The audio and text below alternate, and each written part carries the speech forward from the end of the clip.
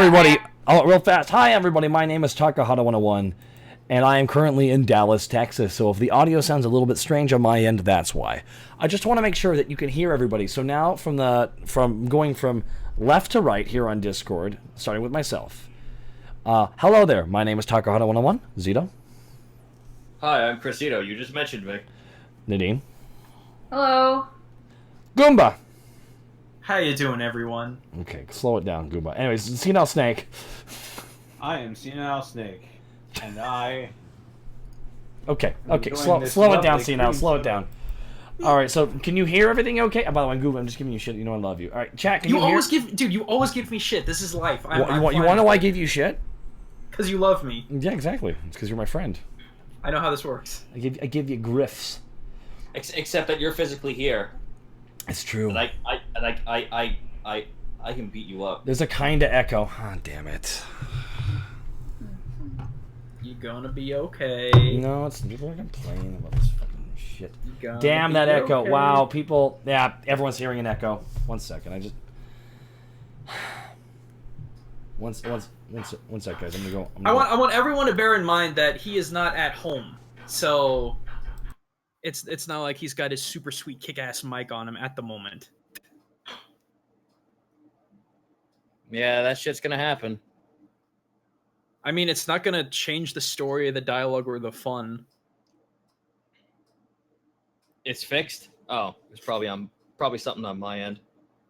Because I flipped a switch and it fixed it. Oh, well, there we go then. I hit mute. I hit mute on the microphone on my mic being picked up on the actual OBS track because I'm trying to fix it and just I can't. None of the headsets I brought are actually working. Like I have an audio jack just for headsets. Plug it in, no reaction. It just doesn't even recognize that it's plugged in, which now makes me wonder if it's broken. I tried to attach my Bluetooth, doesn't work. It's gonna be okay. Did you restart the? This is pretty. Did you restart the computer and just that won't do anything in these scenarios. It's because I had to do that with my old microphone, my old Yeti, and resetting would make it work. Same with Discord too. All right, just a quick question, guys. Do you hear anything? Is there any kind of feedback or anything here in the chat? Like legitimately, like it's grating and distracting.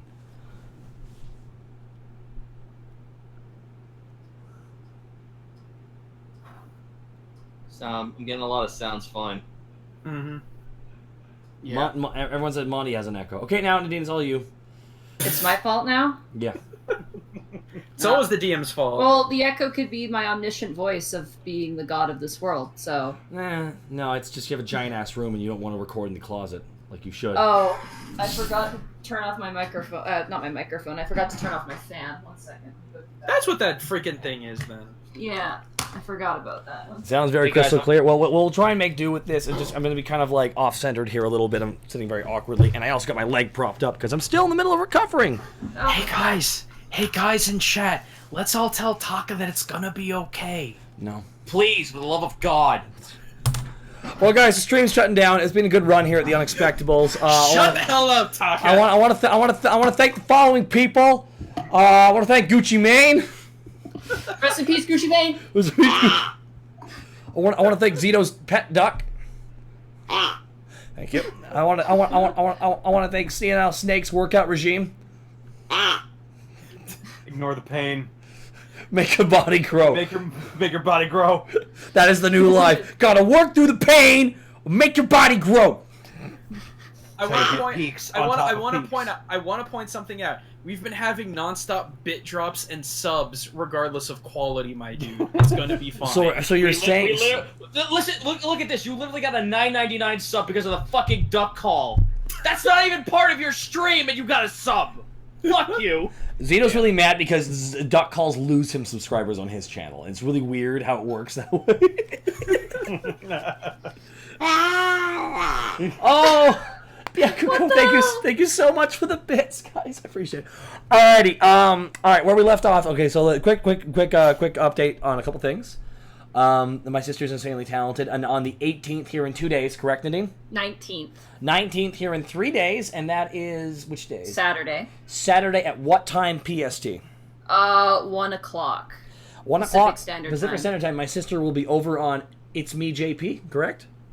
Yeah, roleplay with It's Me JP. I will be doing I'm doing a one-off for roleplay set in Alivast, which is the same world that these schmoes are in. You could call schmucks. You would call schmucks. Yeah.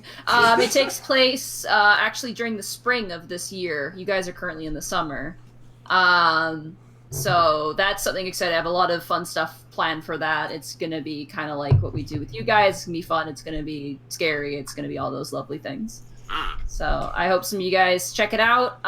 If you like some more D&D stuff. There we go. That's awesome to hear. All right, and a couple of quick notes. I am down in Dallas, Texas.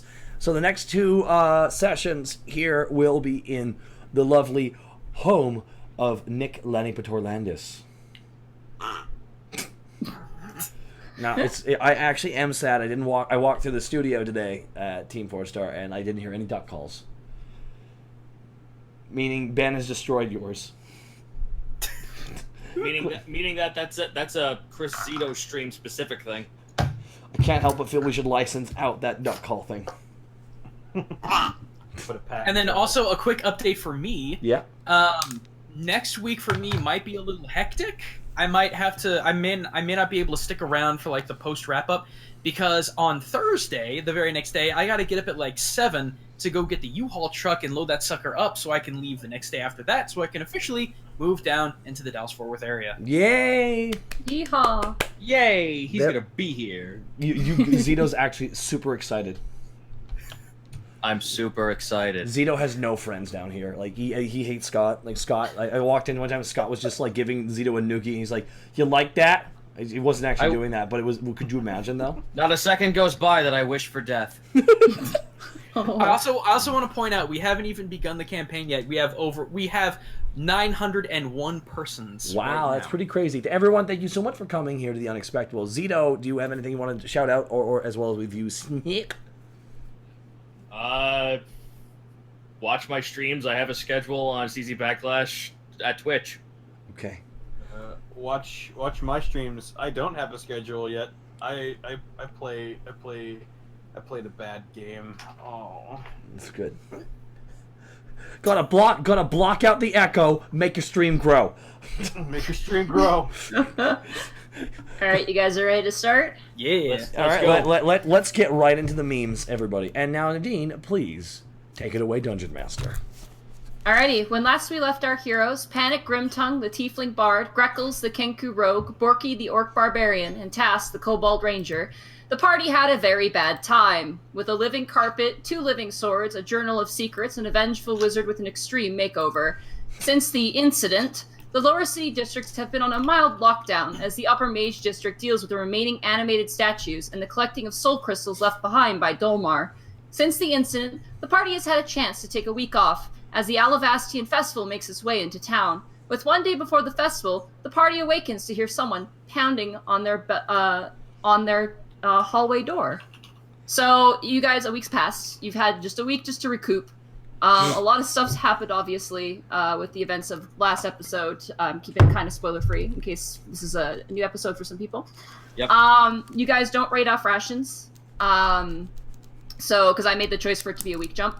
But so far, you've heard some things since the incident. You've heard that many statues have been destroyed and have been stopped in their rampage.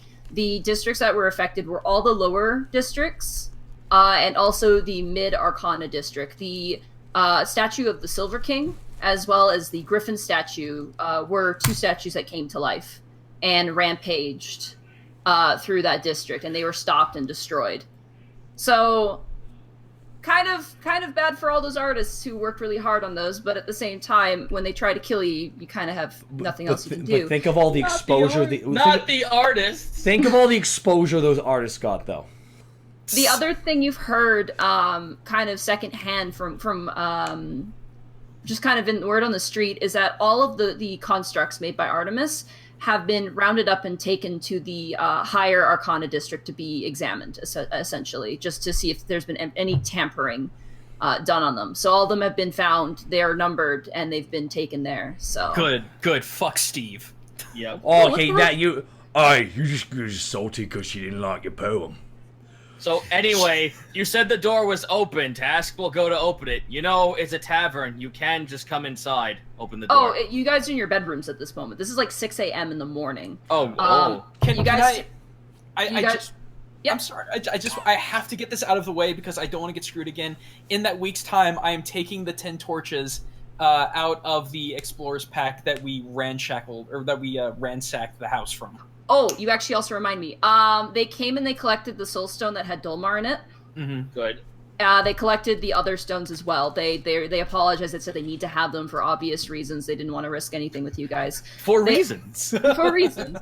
They also examined all the items in your guys' bag. When they actually went into the house, Dolmar's house, to take a look at everything, they noticed that a few things had been taken. They didn't blame you guys for it, but they did want to... It just accidentally like fell off. So you see what happened was this bag of holding just fell open, and all of a sudden like an evil carpet started like tipping over a table, and I just poured it in. It's like it was really fast. So wait a minute, are you saying they just took everything that we had? No, they wanted to look at it. They said you could keep it, it's fine, but they wanted to make sure nothing there was dangerous or was an animated object. They did find one of the daggers did have a stone in it, but it didn't work. But they still want to confiscate that just in case. All right, so I've got that on the list. Okay, so remove one of the daggers. They did take that because it was one that was missing.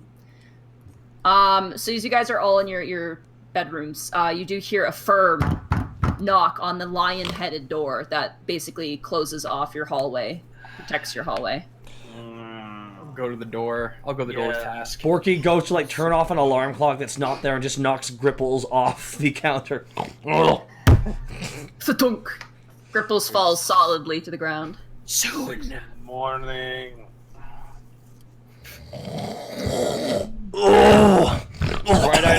Bright-eyed and bushy-tailed, open that door. Can we help you?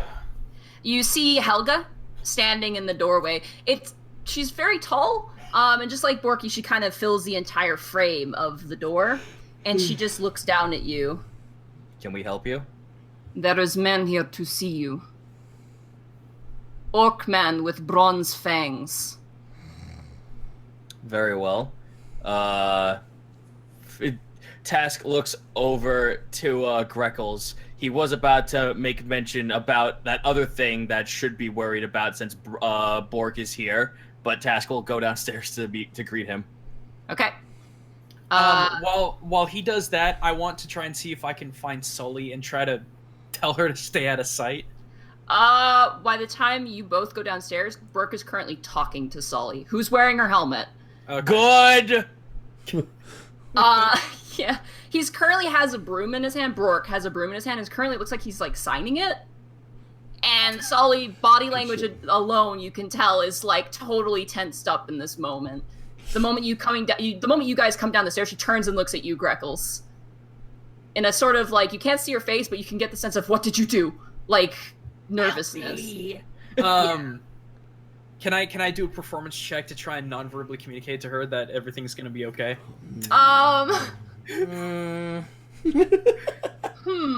Like a wink? Like a sassy, it's gonna be okay wink?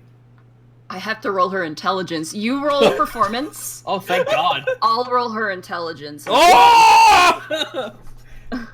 This is not a good start. I feel like you're doing the startup of.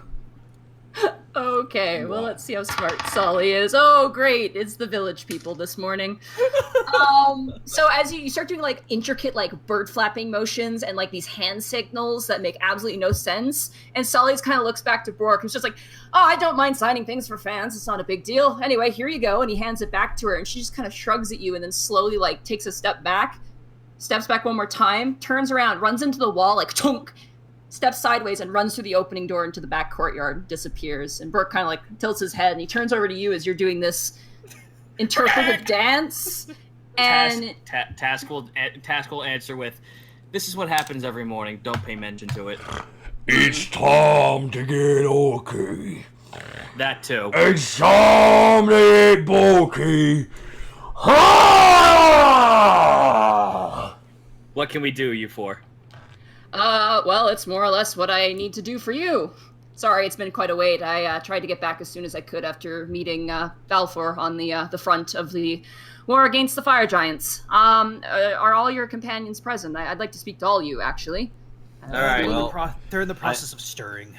I'm up now. Borky. Oh. Borky has no clean clothes, so Borky puts on a very, very nice towel. It's kind of tiny though for him. As Borky, as you leave the hallway, Helga's still standing next to the lion door, and she looks at you and goes, "Oh my god." And she just kind of follows you down the stairs. She just John H. Benjamin to you, and I love it. Our house, our rules. Oh, good morning. He waves to you, Panic, and then he sees Borky and kind of chuckles to himself. Good morning, Don Collar. Yeah. Yeah. Morning to you, Mr. Metal Teeth. 1 sec, I need to get me morning drink. Borky pours himself a pint. Helga stares daggers at you while you do that. And Borky looks right at her. And... Borky just looks at her. Can Borky just look right at her and be, I technically own, like, part of it. 15 plus. She's gonna intimidate you. Attempt to intimidate you. That's 15 plus 4. That's a 19. Good luck, buddy. Make a wisdom saving throw. Whoa. Or no, a straight wisdom check. Either one or the other. Wouldn't it be a conflicting intimidation check? Actually, that's a better idea. Let's do that. You roll an intimidation check then. Oh fuck. I paid for this place. I'll drink when I want. It's that anime spiritual pressure. Ooh, oh, so Ooh, close. so close. Helga looks down to you and goes, "Do you like having spine? You want to keep spine? Clean up after yourself." And she storms back into her room where Sully left. Borky's just like, I haven't even taken a spine trophy yet. I don't know where I get one. Borky just drinks it and walks away. I don't even know where I'll get that. Task ever the professional. How was the front line? Unfortunately, that you were not here to see our work firsthand.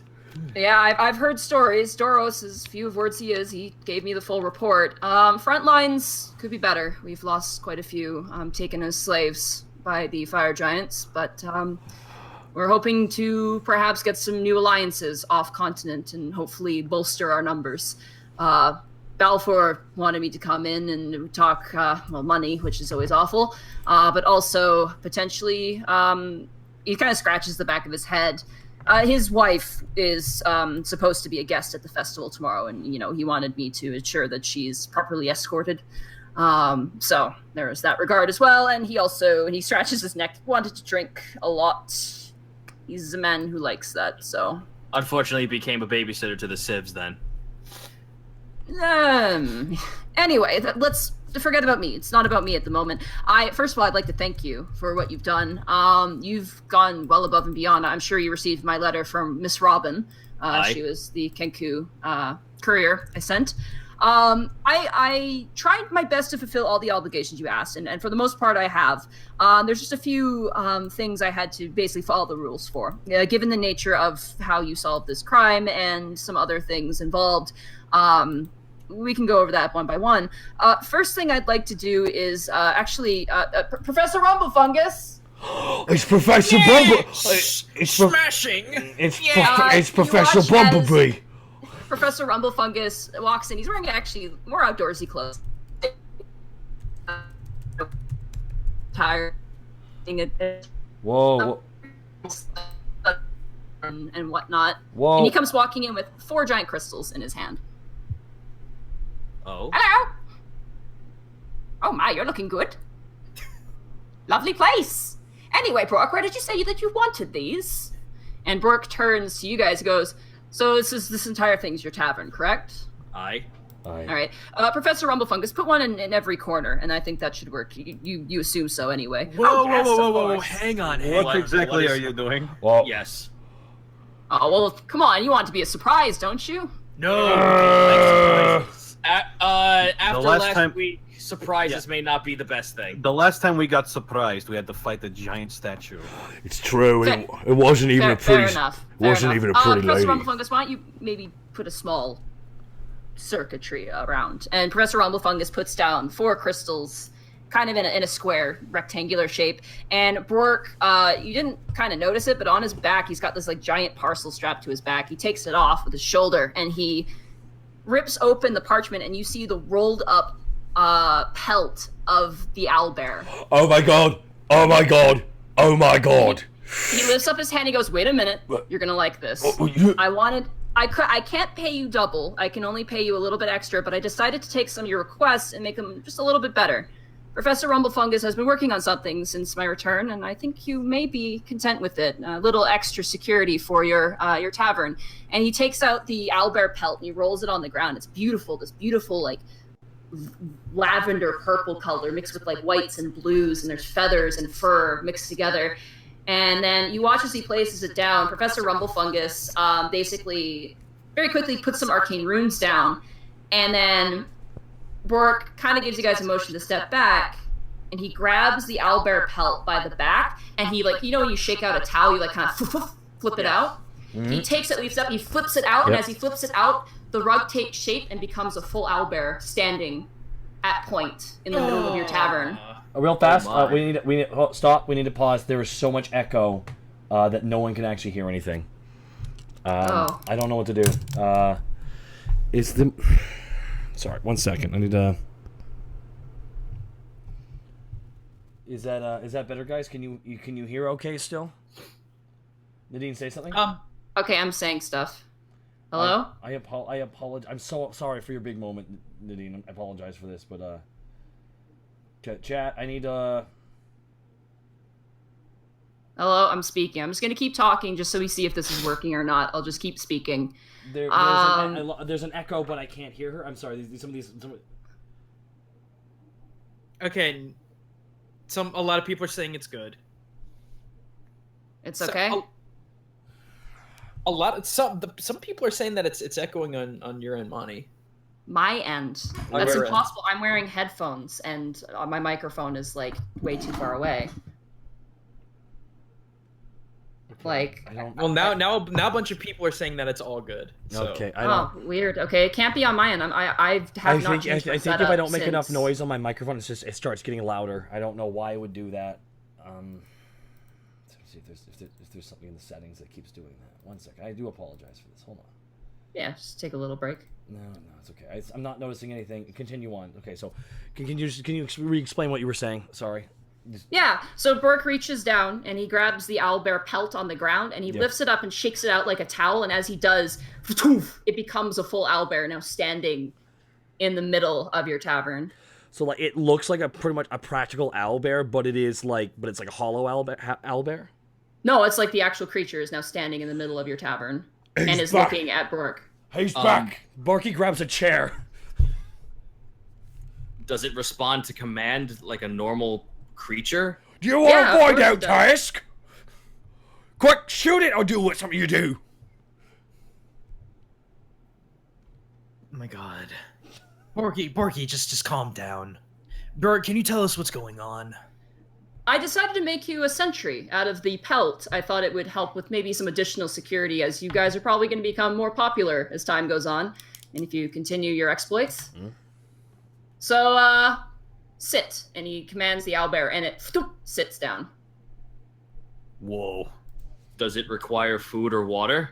Nope, it's a rug. It's an animated rug, but there's a little bit of extra in these crystals that will help it out. We did take a look at some of Dolmar's work to get a little bit of inspiration, so... Are you not worried that this history might repeat itself with this thing? No. This thing is not imbued with its own soul crystal. It is simply an item animated by these 4 conduit crystals. Kind of think of like a puppet and a set of strings. All right, I've been just sitting here with my chair. So I just want a couple quick questions about this thing, right? So like, it's not alive then? Technically not, no. Okay then. Porky puts the chair down. If you ever need yourself an extra bouncer, perhaps, a bit of a rowdy crowd, or a sentry maybe, well, you can command it to do so. It can only work as long as these 4 conduits are around it. Make it too far and it doesn't work. Well, that's fine. I assume that we're just going to keep it here to make sure we get the rowdy customers out of the bar. So long as it's within the bar's premises, that'll be fine. Yes, it should be excellent. Though your barmaid is quite formidable, so No, she is. She's a lovely woman, very frightening. Borky just making a face like. The helmeted one seemed like a real fan of mine. Couldn't even utter a word. It happens. I'm quite used to it in the lower districts. She's rather skittish. Oh, a she. Oh, interesting. Oh, I thought it was a man. She is. What? Never mind. I'm still waking up. Oh, okay. Anyway, second thing I have, Mr. Grimtongue, was it? Yes. I looked into getting your venue, and I have good news and bad news. Give me the bad news first. I couldn't get you exactly the venue you wanted. Though my soldiers at the moment could use a huge morale boost. What with what's been happening and what with the war and all, I thought I perhaps could get a stage built for you, and perhaps you'd be willing to perform for some of my men. Well, I couldn't possibly turn down the chance to perform for the troops, no, would I? So tell me, how long is the trip? My talent wants to know. So we're doing a tribute. Panic, come over here. Borky, we're just Panic, come over here. Okay. Do you want to do this? Yeah, I mean, like... Okay, sweet. You'll do it. Their soldiers will throw gold at me. Well, I mean, it's how I'm paying you, so the venue's yours. I'll let you know the date as soon as I can. It's hard to get kind of everybody together for one thing, what with the city being the way it is. With the festival coming in too, obviously we need extra guards, but I'm sure once things simmer down, they'd love to have something kind of just to relax. Will the current events hinder this festival of yours? Surprisingly, no. There has been a bit of problems with ships coming in and out. Apparently, there's been a few sightings of things lately. You actually might be interested in that. Mm-hmm. But he looks to you, Task. Oh? It's dragon season, as they call it. Dragons are sort of making their way out of new nests and migrating, so to speak. So a few ships have been visited by such dragons. No. If there are blue ones, I'll kill it. No, mostly bronze, a couple coppers, and apparently a couple reds, which is concerning. But other than that, not much else. They tend to fly over the channel. Well, I suppose the fact that you have the I'm glad that you had the decency to pick out some chromatic ones. The red one is concerning, but I'm sure with the overwhelming amount of chromatic ones, I'm sure it knows to stay out of trouble. Oh, yes. Dragons don't even consider attacking Alivast. We had one try once, and let's just say, well, the soldiers ate well for a few days. And there was quite a nice bit of armor made. Very, very nice armor. Anyway, Panic, I hope that works for you in regard to that. I also got you something else just because I couldn't completely fulfill our agreement. And he pulls out from under the crook of his arm, he pulls out this long wooden walnut box. And he very happily hands it to you. Oh. Panic runs his hand along the smooth wooden outside of the box and then cracks it open. Inside, you see the most beautiful rapier you've ever seen in your life. Ooh. I got that one custom done up at the higher crafting district where I got my sword made. And he points to his sword on his back. It's called the Phase Slicer. Apparently, it's good against fairies and other like creatures. Panic. That's not bad. Slowly lifts up the sword, does a little bit of balancing tests on it. Very fine craftsmanship. I hope for the best. I like this. Thank you, Burke. Not a problem. And then he raises it to the sky and he says, "At last, my arm is complete again." Don't get stuck in anything. What? Don't drop it. That would be bad. Sorry, I got a cough here, guys. Okay. Damn. All right, How dare. let's take a quick 15-minute coughing break, everyone.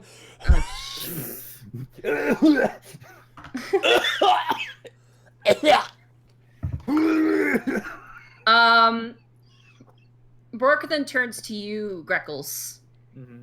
And he doesn't have anything else on him. And he turns to you and he goes, so, the items that belonged to, Artemis were cataloged and auctioned. You, sir, and he kind of, like, wiggles a finger and, like, points it towards you. You, sir, cost me so much money. I'm not going to tell you how much, but I wanted to show my appreciation. I'm not allowed to walk with it. I purchased it under your name, so that way it legally belongs to you, because it is a collectible item. Like, it's a collector's item, a cultural collector's item. It's actually currently awaiting you at the Blue Dragon Emporium. It's under your name. I also put it under your guild name as well, perhaps to get you a discount on some stuff. But it sounds like you have a friend there, so probably you're already good to go. Well, I thank you very much for that. You've done more for me, Bjork, than most others have in this city, so I thank you deeply for that. He bows his head slightly. Oh, and of course, the most important part, and he actually grabs from behind him, he pulls out a small leather pouch, and he walks over to the counter, and he places it down. You hear the clink of money inside. He goes, so the full payment, I gave you guys 6,000 gold pieces. That'll do. Oh, boy. Not only for your apprehension of the thief, the discovery of the house, as well as providing us the very clear evidence. You can see his brows kind of furrow. Very clear evidence of Dolmar's current placement. How is Rumble Fungus taking to the fact that we're talking about this? Rumblefungus is currently placing the crystals on each corner of the tavern and, like, is doing the same runic thing, kind of mumbling, like, okay, yes, perfect, this is going to be good, excellent. All right, so like, he's not paying attention because... He's not paying attention at all. He probably doesn't care. He probably doesn't care. He actually, like, finishes and kind of caps his quill, and he kind of goes, all right, Burke, it's all done. And Burke's like, excellent, thank you very much, Professor, you can go about your way now. I very much appreciate your service. Yes, goodbye. And he kind of scuffles off. Goodbye, Professor Bumblebee. Goodbye, young people. So between all of us, we're getting 1,500. Yep. Panic uses thaumaturgy to turn his eyes into dollar symbols. Borky Do we even have dollar symbols? Borky Whatever the symbol for currency is. Gold pieces. Yeah. Borky bites the gold to confirm that it is actually gold. It is gold. It is very nice gold. It is clean gold. So you're not going to get a cold from eating it. That's good. Also, bear in mind that gold is a very soft metal, and you have a very strong jaw. Yeah, Goldie. so you just ate a piece of gold. You are now the shark of the team. No. Goldie gold. That's gold's goldly. Well, Burke kind of looks around. I have a lot of things to do. We got the festival tomorrow. I hope to see you there. We're going to have some speeches. Abacus is actually supposed to be there. As well as Isla, who's another Asmar. I'm to be escorting her around. The other Asmar sadly can't make it. They have obligations elsewhere, but I'm hoping you will join us. It's a very easygoing festival. It gets better every year. We have visitors from all over, including the Northlands. They tend to roast a pig every year. It's quite nice. Anyway. Do any of the Eastlanders come to this? Oh, Eastern Isles, yes, every year. There's this one fellow who comes by. Nice gentleman, very secretive, though. His name is Ty Borpington. He makes the best soup, like noodle soup you can get your hands on. Okay, hold on. God damn it. Now, you say best in the world? Yes. Well, all right, I know what I'm doing tomorrow. The quest for noodles begins. He tends to place himself in kind of off to the side. He doesn't really like to get too close to people. He's a very shy fellow. Is his actual name Ty Borpington? I just want to make sure I'm writing that down. Ty, yeah, I will type it into the thing for you. Oh my god, thank you so. What exactly is he? Well, he looks like a halfling. But I mean, we see his hands, but he kind of wears a shroud over him. It's kind of interesting, but nice enough gentleman. Nothing about him that seems quite weird, except for the shroud he wears. I mean, some people are like that. They don't want to be seen by people, and I understand that. Drow and whatnot tend to be a little more shy, and some others, perhaps with wounds, maybe. Who knows? Respectfully, I don't pry in those sorts of things. Like your friend there wearing a helmet and sweeping, a little odd, but no, you teach their own. We get a lot of oddballs at our tavern. I'm picking up on that. Yes, I mean no offense, but he kind of looks around and then looks down at the owlbear pelt, and he's kind of like, "Yep." Well, Borg, I assure you that as squirrely as some of our associates may become, we'll always keep it under wraps. I'd hope you do. I'm beginning to trust you and admire your guys' work. And also, you're making quite the good image for yourself. And for those of you, I mean no offense. I mean, myself being a man of orc's blood, in a way, it's nice to see some races who are seen in kind of a dark eye doing good things for the city. I think it's very excellent and it's very important. I agree. It's great that Panic is doing amazing things.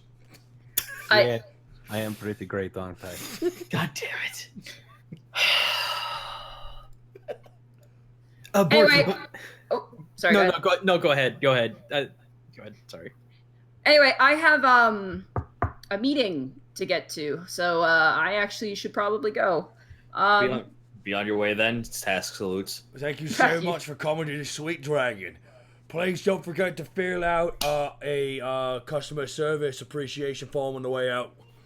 I will be sure to do that.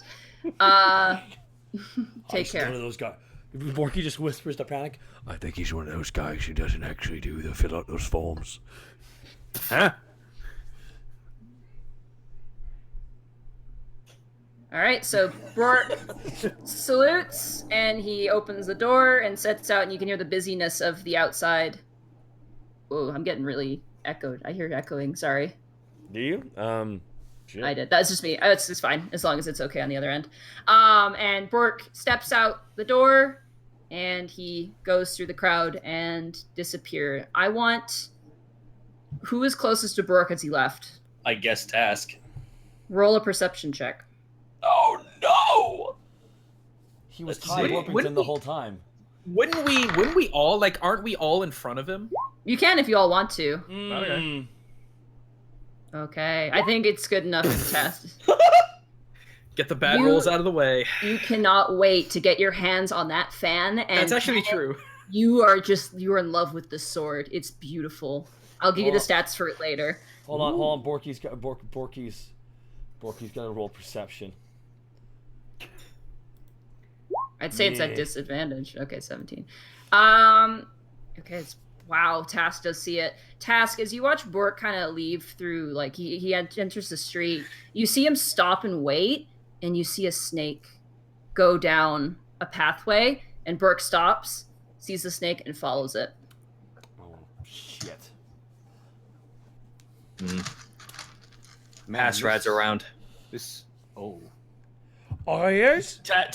Task points to Bork as he's running off. I actually have some business with him as well. I'm gonna see how this plays out. I'm gonna go follow him. We split the party. Okay. Well, Task. I'm actually gonna go with Task. Okay. I haven't changed. I don't have my sword. Oh no, I'm not. I'm not going to confront them as they interact. I'm going to blend in with the crowd, and then when it's over, get to Hasrad. That's my plan. Okay. Yeah, I'm going to try and see if I can do any kind of eavesdropping on that conversation that they're bound to have. Silly question, Nadine. Since they're off doing that, is it necessary that we don't split the party here, or can those two go off and do that while Borky goes? Let's go off. I'll let them go off and do that, and then you guys kind of get ready back at the tavern. I also imagine on. Panic's also in a single towel. We're towel boys. Is that our stage name? We're the Towel Boys? No. We're just wearing towels and we're a couple. No, we of can make that a boys. gimmick. BORZ, boys. It's like the Oingo Boingo hats. Task and Greckles, I want you both to make stealth checks. We're just gonna do one. This is where we fuck God up. damn it! Okay. Here, 1 second. I need to quickly actually go grab something real fast, guys. I'll be right back. 1 second. Okay. Continue the story, please. Jesus Christ! I cannot Wow. roll to save my life. Apparently neither can Burke. He got a 1. Wow. Oh, my good boy. He's not doing good. All right, you guys easily tail Burke, and as you kind of kick over a bucket, Greckles, you kind of stop, and you're like, crap. But then Bork is so fixated on the snake and kind of watching as it ducks and weaves through the crowd, he's not even paying any attention. He's really focused. You also notice his brow is very furrowed and very serious at the moment. As we move, I'd like to have a quick discussion with Task. Okay. Task, there's something that happened when we left Hasrad. What? He knows about Sully, and he's very much willing to sell us out for money for information about her.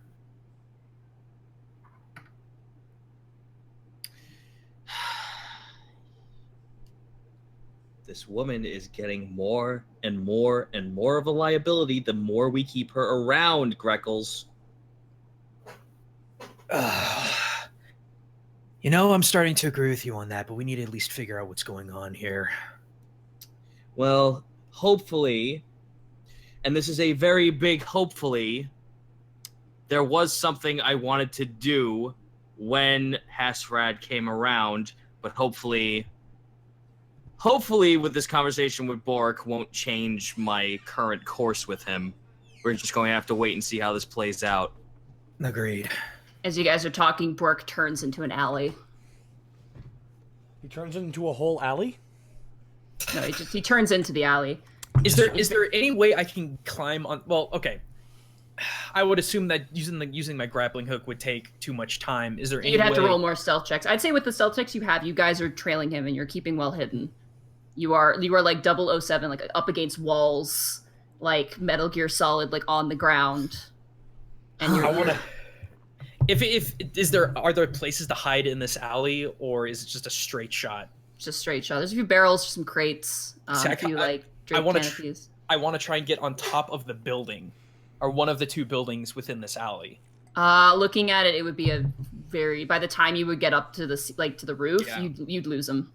Okay, I wasn't sure how tall these buildings were, how wide the alley was. Yeah, they're like 3 stories tall. They're Okay. like, Is there like anything nearby, like a vendor where like food is happening or whatnot?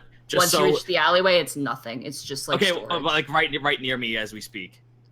There is a gnome currently selling what looks like grapefruits at the moment.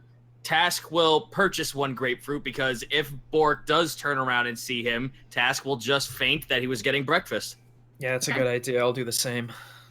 All right, she's like, "Oh, that'll be 2 copper pieces," and she hands you giant, just the most large grapefruits you've ever seen in your life. Task will take it.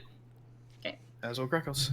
As you guys buy your breakfast, at the corner of your eye, you watch as Bork lifts up the sewer grate with just absolutely no effort and begins to climb down and closes it behind him. Damn it. I don't want to follow him. I just want to talk to Hasrad. But do you think it's worth it? At this point, I think it is. Son of a bitch. Wait a minute. Then we'll follow in after him. Give him some distance. I have a quick one thing quickly. Meanwhile, all right, give him a minute of distance, and then let's pray to God this stealth check works. I bet it's not going to, but fuck it. Ah. Well, you guys gave him distance, right? Yeah. Okay, then you should be fine. You would have advantage, I'd say. So if you wait, and it's a sewer, but well, yeah, I'd say you're fine. Meanwhile, I'll just roll a perception. back at the tavern. Should I wear these? Curtis, you can't control the scene. Okay, sorry. I apologize. I thought it would be funny. Okay, Yeah. I'll back off. Zito, by the way, you rolled double 20s. Yeah. I can't wait for the double failures. The triple failures, even. Okay, you guys managed to lift up the grate together, set it aside, both climb down, and close it. It's no matter what you do, it's gonna be loud. You're down in the sewers. Greckles, you can't see a thing. Oof. I'm gonna get Task. I have a liability idea. What? We know Hasrad. We could either lie and say that he's up to something or he owes us something, or we could just legitimately be looking for information. If we need an alibi. Well, if it comes to that, I'm sure we could find some way to talk out of it. Okay. As you guys look to the distance, you do see a flickering light of a torch and Burke's silhouette in the far distance. If I can see if I can see that, can I get around well enough? You can. I would say Task would probably be, if Task is a bro, he'd probably help you. Yeah, I'm kind of have to be your guiding. Like, I'm gonna have to be your guide for this. So That's that's fine. probably what's happening. That's fine. Okay. You guys inch your way down the sewer. Once again, smells like a dream. Even worse. I'm sorry. Just one more quick thing. Mhm. Do I notice any snakes like observing us or nearby? Roll a perception check. Can I roll with disadvantage? I'd say like let's just task. Okay. Do this. Nice. You do notice some on the surface of the water. Task will. I'm going to have Task bend down and eye this thing. Tell your master we want to speak after this. The snake looks at you like an animal would, and keeps going on its way. All right, let's keep going. Okay. Eventually, you guys make your way to kind of the corner that leads into a cistern. And as you guys are about to go into the cistern, you see the fire from the torch that Burke's carrying, and then you guys like instinctually stop and rest up against the wall. You hear two voices. One is Burke's, and it is not as friendly as it usually is. And you hear the jingling of coins. He goes, "I am not paying you for these little tidbits, these crumbs of information. I want the full answer now, Hasrad, and I want it now." And as you kind of peek out, you see Hasrad leaning on a barrel. He's got like probably about 15 snakes on one arm, and he's currently standing across from Burke. And he goes, "Nah, this information is too valuable to just give away without something equal in return, Burke." And you see Burke like grab his sword and kind of does kind of the orc thing where he kind of challenges Hasrad, and Hasrad kind of like, you see his entire head loll over as he rolls his eyes. He goes, "Oh, don't try to play that game. I know you paladins of Avon can't kill," and he like, Hasrad reaches out his arms, "can't kill an unarmed individual. And guess who never carries a weapon? Burke." Burke kind of spits on the ground and takes his hand off of his sword. He goes, "Fine, you told me they were here. I want more information. I want a hint, a clue, something along those lines. And I want the full answer. What will it take to get the full answer from you, Snake?" And Hasrad just chuckles this deep, throaty laugh. "I want to know about what's in the attic." Jesus Christ. God. And Burke just stiffens, and he's just like, "I told you I cannot tell anybody about that, and you know that. Shame you can't get your snakes up there. It'd be so easy for you." "Yes, but it's well guarded. Money, I guess, will suffice for now. Or maybe I could just keep blackmailing you like I have been." Oh. Shit. And Burke kind of grits his teeth. "I know, that wouldn't work. Fine. They're in the city. I won't tell you what district. And you're gonna like this. They're female. My money, now." And angrily, Burke takes another small pouch and he throws it at Hasrad's feet. And he spits and curses, and he begins to walk towards where you guys are. Move back, move back, move back. Way back. Okay, roll an intelligence check real quick. Oh, shit. That's not my specialities. Oh, that's a save. Does that whoops. matter? Yeah, no, roll an intelligence, like, check, not a save. There we go. Oh, Jesus. Oh, Lord. I'm a bird. Greckles, you're in the darkness. You see the torchlight coming closer to you. You panic. You smack into the wall. There's a cracking noise. And as that happens, Task, you turn, you grab Greckles, and you jump into the sewer water. Oh. And Whatever. as you do, you hold both each other underwater, and Bork turns the corner, looks side to side. I'm gonna roll a perception check for him. Oh, please. Oh, boy. He looks side to side up at the ceiling. His brows narrow. And then a snake, it like goes through his legs. He goes, oh. And he tunk, tunk, tunk, tunk, tunk, tunk, tunk. He's gone. Rise up. Huh. Well, I do owe you a thanks for that. Yeah, don't mention it. I'm trying to keep my mouth closed so it doesn't get on my tongue. I can only imagine how bad that could be. You hear a set of footsteps, tink, tink, tink. And leering down at you is Hasrad. Enjoying the swim? I get up. Gets out. Yeah, Hasrad actually reaches in and he actually helps you guys out. Oh, thanks. Well, He doesn't seem yeah. too bothered by it. Yep, except his help. Just try to, like, dry myself off. Oh, come on, don't get it on the nice clothes. I just got these. Well. If it isn't the counter offer, and he looks at you, Greckles. Sounds like you're not very popular with much of anyone around here.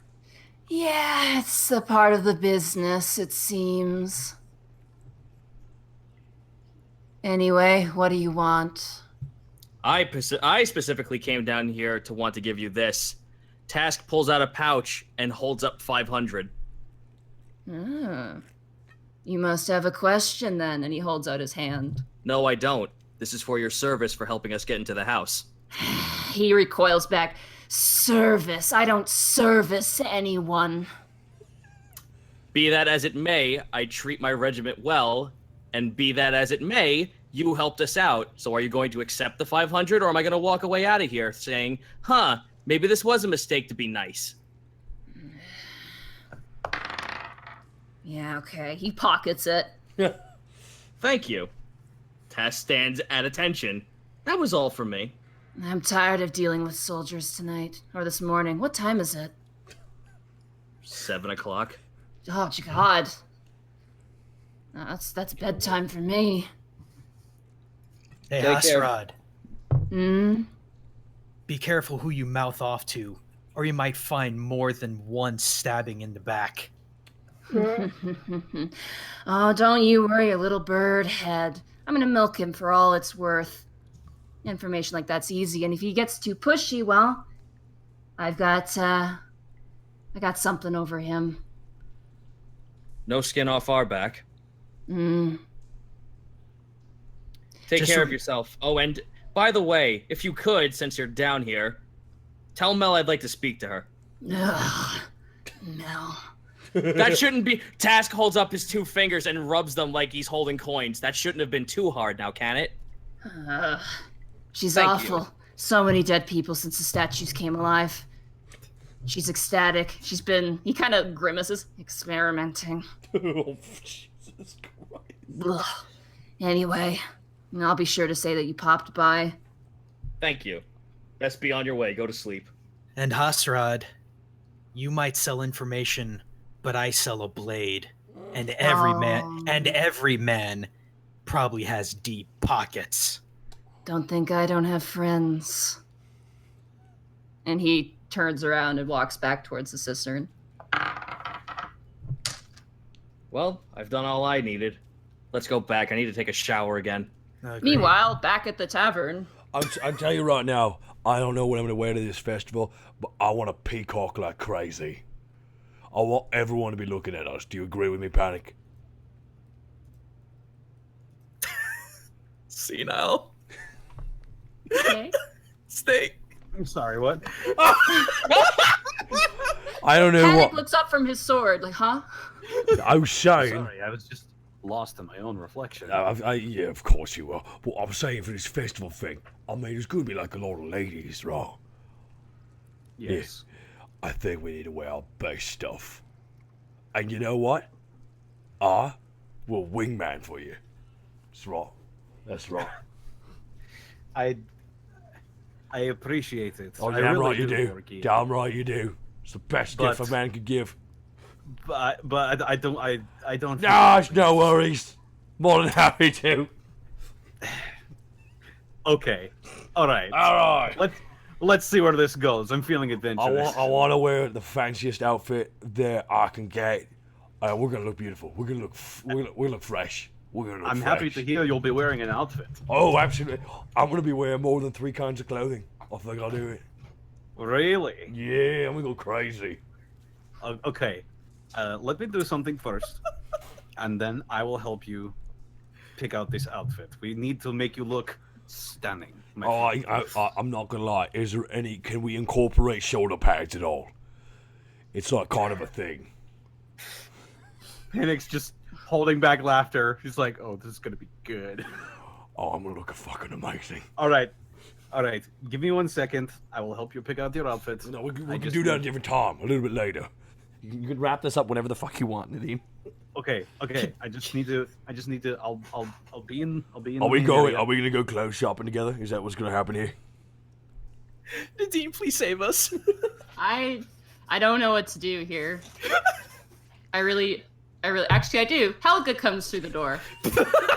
What do I do, Helga? The answer to all my problems. Helga comes through the door, and it's not like just like, oh, I'm gonna calmly open the door. She just like force palms the door open. Oh, and it God. swings back and smacks against the door.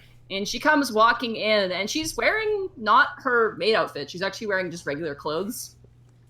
And she walks in, she goes, "Oh, you're still here." Yeah. Yes. Yeah. I thought it was birds screaming from outside. Why would you think that? We- Greckles left.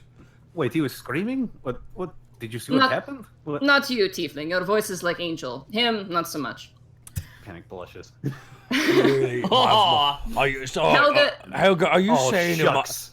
Helga, Shucks you. are you saying that my voice is ugly? Your voice is like sound of metal getting eaten by bullet and thrown up again. Okay. Well, Oh, I gotta write that down. sticks and stones may break my bones, but words will never hurt me. Okay, how about that? You wrote poetry. Surprised you have capability. All right. Well, you know what? I feel Smartel employer. And she turns and looks at you, Panic. I must inform you tomorrow is holiday. So today and tomorrow, bar is closed. It's Helga's day off. Okay. All right. Fair enough. I am going to visit friend and gamble all money away. Well, Maybe. Good luck with that. Oh, the helmeted one is in my bedroom. Maybe do something with her. She has nothing to do. And she kind of steps out. And then she stops and she looks at Taras, who was left behind. And she, like, slowly turns to Taras, narrows her eyes, and just mouths the words, "I'm watching you." And then opens the door and closes it. So Well, Tars ain't looking at you. He's one eye's at the wall, one eye's at the other side of the room. now I'm gonna be honest with you, Panic. I need to be honest with you or something. Okay. Well, I need to write a letter. You do. I mean, we need it before you do that. We gotta name. We gotta name our owlbear. We gotta name it. Gotta have a name. A name for our what? Our owlbear, a magical owlbear. We got. Oh. I feel like that should be a group decision. I have an idea. I'm gonna put it out here. It depends. Task will probably hate it. Greckles will probably just, I don't know, stealth or something. I don't really know. But Okay, accurate so far. I'm thinking waffles. Waffles? Yeah. Like, Because what, what's we'll sweeter than table waffles? that. What's sweeter than waffles? oh, you're going for the. You know what? I actually like that a little bit more. Thank you. I figured, I always use my arms. What if I used the muscle in my head? That you're a genius. What? And the scene there. As you guys say, as Borky goes, "What?" Task and Greckles, you make your way back into the tavern. We need a shower. Welcome back. Oh, what the hell? Don't give us anything. We've been through hell. Did you kill someone and live in them for like a month? You guys went to the sewers again? Why would you do that willingly? Why? Because our friend Bork was down there as well, talking to Hasrad. And we have some juicy information. By all means. And Oh, I'm gonna go take a shower first. Thank you. Me too. Thank you. One Thank you. shower later. so while they're showering, can I write my letter? Yeah, certainly. Okay. So Panic sits down at the table, gets some pen, gets some parchment, writes down. Dear Ozzy, hello. It is Panic. How are you doing? I am doing quite well. I have my own inn. It would be nice if you visited. There is a festival coming up. You should meet my friend Willow. She is great. I was wondering if you could send some potions my way. Wink, wink. Any potions that you... just give me a random batch of potions. Just potions. Just I fuck will it. find out what they do. If you have any that explode, that would be even better. Your friend, Panic Grimtongue. And I put a little heart. See, you're saying a lot of mixed signals there. Your friend, but a heart. You're just I confusing incorporated it him. into my You are- signature, so You are just you know. you are just confusing him. These mind games aren't gonna play well. I'm not gonna lie, dude. There will be a Facebook Alright. call out post at this rate. Give me another charisma check. I will succeed them all. You seal up the letter and you seal it with his stamp that he gave you. Yeah. And now you have a letter in your hand. How are you What do I gonna do with this? Now, Is there like a postage place I could take this to? There are. There's one in every district. Okay, well I take it to the postage place. Okay, well before that happens, Thank you, Task guys. and Greckles come down as you finish dotting your little heart at the end. Feeling I knew I need to better? get back to. I knew I need to get back to the underbelly soon, but not that soon. Well, I just wanted to make sure that I showed my good faith to one of our compatriots. You didn't have to follow me, but that was on your choice. Well, if we didn't, we wouldn't have figured out all these brand new things coming to light, such as this attic. Yes, we should all be careful about using the word attic around Bork. so okay, just all right. I'll say, I should not say attic around Brock. No, Borky. Okay, so at no point should I say attic. no. Borky, in your I case, just want to make sure I don't. Borky, I want to make sure I don't say it. Just want 100%. I could never say attic. Borky, don't say attic, don't say cellar, don't even say small room. But what if we're hanging out in a cellar or an attic? I can't say, well, we sure are in this room. Context. I see. Can I not say that either? Greckles just face palms. I'm surprised you could. So this Hey, information... I'm a genius, I'll have you know. It's true, he's very intelligent. You couldn't say that with a straight face, could you? No. Panic, what were you gonna say? What is this juicy information you said you had for us? Apparently, Hasrad's been blackmailing Burke. I thought we knew that. We did, but we weren't quite sure what exactly. Why is the sewer music still playing? You guys still smell a little bit. There we go. I fixed it. It lingers. Couple of stinky boys. Yeah. There was also made mention of an attic, and Hasrad can't apparently get to it. But Bjork has been very defending of it. And apparently, what he's looking. Apparently, Hasrad said something about the fact that what Bork is looking for is all female. So it's love. He's looking for true love. Yes, Bork, he's looking for true love. Absolutely. I'm gonna make way. Like, is Helga here? No, she left. He left. Okay, I'm gonna go make way to her to her room and knock on her door. Okay, you knock on the door and the room opens and you see Sully in there. When you look into the room, you see a very giant bed. Obviously with some adjustments made by Helga. There's a giant fur coating the window, so it's complete darkness in there. And you see on the ground a tiny little bedroll with a few little embellishments around it, like a couple of nice rocks and things like that. And Sully's just kind of standing there. Hi. Sully, I got some bad news. Well, I mean, the way that the day's going, I'm picking up on that. Oh, I thought you sold me out. No, but it may not matter at this point, and that's the bad news. Do you think I should leave? I don't know where you would go. I can really find don't. something. But where would you go? Well, there's a caravan that's heading westward. Dealing with some cockatrices, giant chicken monsters. Yeah, I get called that every once in a while, actually. Yeah, but you're not that ugly, so Not that. I mean, oh gosh, sorry, I didn't mean like that. I meant like they eat people. Anyway. Sully, take a deep yes. breath. Take a deep breath.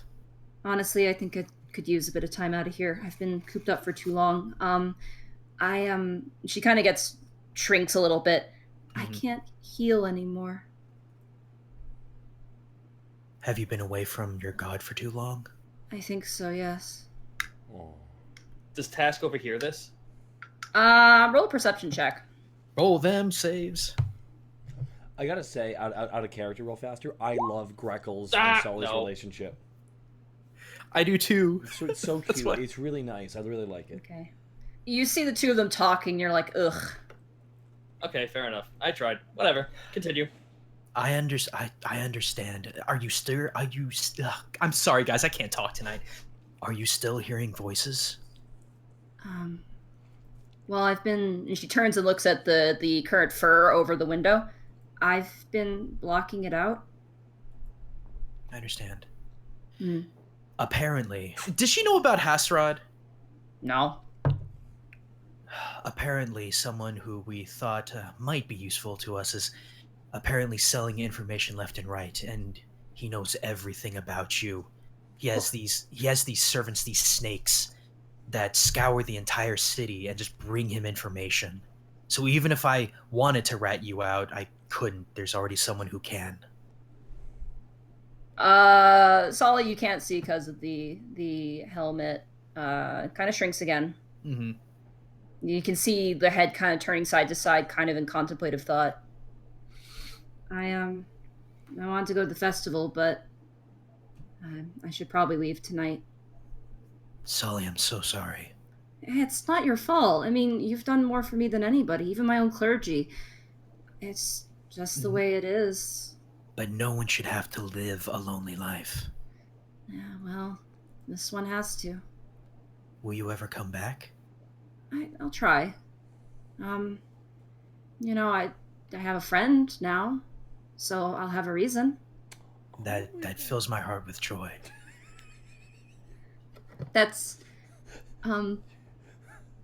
She kind of puts a hand on your shoulder. It's really, oh my god. it's a little cheesy, but I appreciate it. And she kind of laughs. Greckles just laughs kind of hesitantly. The bird comes out. I'll try and get my cleric powers back. Greckles takes her, just interrupts her, and just grabs her by the shoulders. Sully, you only have one life in this world, and you have to make it yours. It's Do not whatever mine. It's not mine, Greckles. Greckles shakes her. Yes, it is. It is yours. Oh god. And it is only going to be yours. And until you recognize that, you're always going to be haunted by this. I know. Look, She pulls out a feather from her helmet. I pluck a feather from my arm. I'm gonna sleep. I'll head out tonight. I'm heading southwest. And I'll be back. Do you have any destination? No, it's just a simple hunting job. Group's already full. I'd invite you, but looks like you have your own things to be dealing with. I'm trying so hard not to say it. I'm trying so hard. Fuck it. I got you, Blue. I got you, Blue! I'm sorry. Continue. Blue. I hand her my feather. And she hands you one of hers. All right. Well, I'll always remember everything. I think I'll remember this for a long time. And you know what? My clergy raised me to hate not only shadows, but shade, anyone who lurks in the dark, but goes to show how wrong they can be. And she gives you a hug. Oh, I hug her back very, very hard. But don't die while I'm gone, okay? That's the last thing that I ever tried to do. All right. I'm gonna sleep. All right. Bye. And she Bye. closes the door. Greckles Alright. just kind of just sternly just walks back to the group. Should we go say hi to Willow? I've got something I gotta pick up over there anyway. As long as we can go, as long as we have the ability to spread out and get our own things done in the process, I don't see why not. Yeah, I All need right. to go. I need to go to APS. Okay. I'll say, what does Task want to do? What's Task looking for? Task, let's see here. Let me double check what I have. Well, Task wants to first get some very noble looking clothes. Okay. Everyone wants threads, apparently. Yes, everyone Yep. would like some threads. Borky would also like threads. Okay. With shoulder pads. Now, I don't want to say how opulent they should be. But Okay. opulent should Beyond be... beyond that, I would also like to visit my friend or visit this hunt. Remember that Hunters Guild you were talking about? The guys who will take and Oh, transmogrify Ire. stuff. Ire, yes. Oh, there's the Daggersmith, and then there's Ire, who just takes pieces. Yeah, no, he just takes pieces he said there was a guild that takes shit and can transmogrify it and stuff. I don't remember that. Also, quick question, Dean. When you get a chance, me and Greckles stole everything. Okay.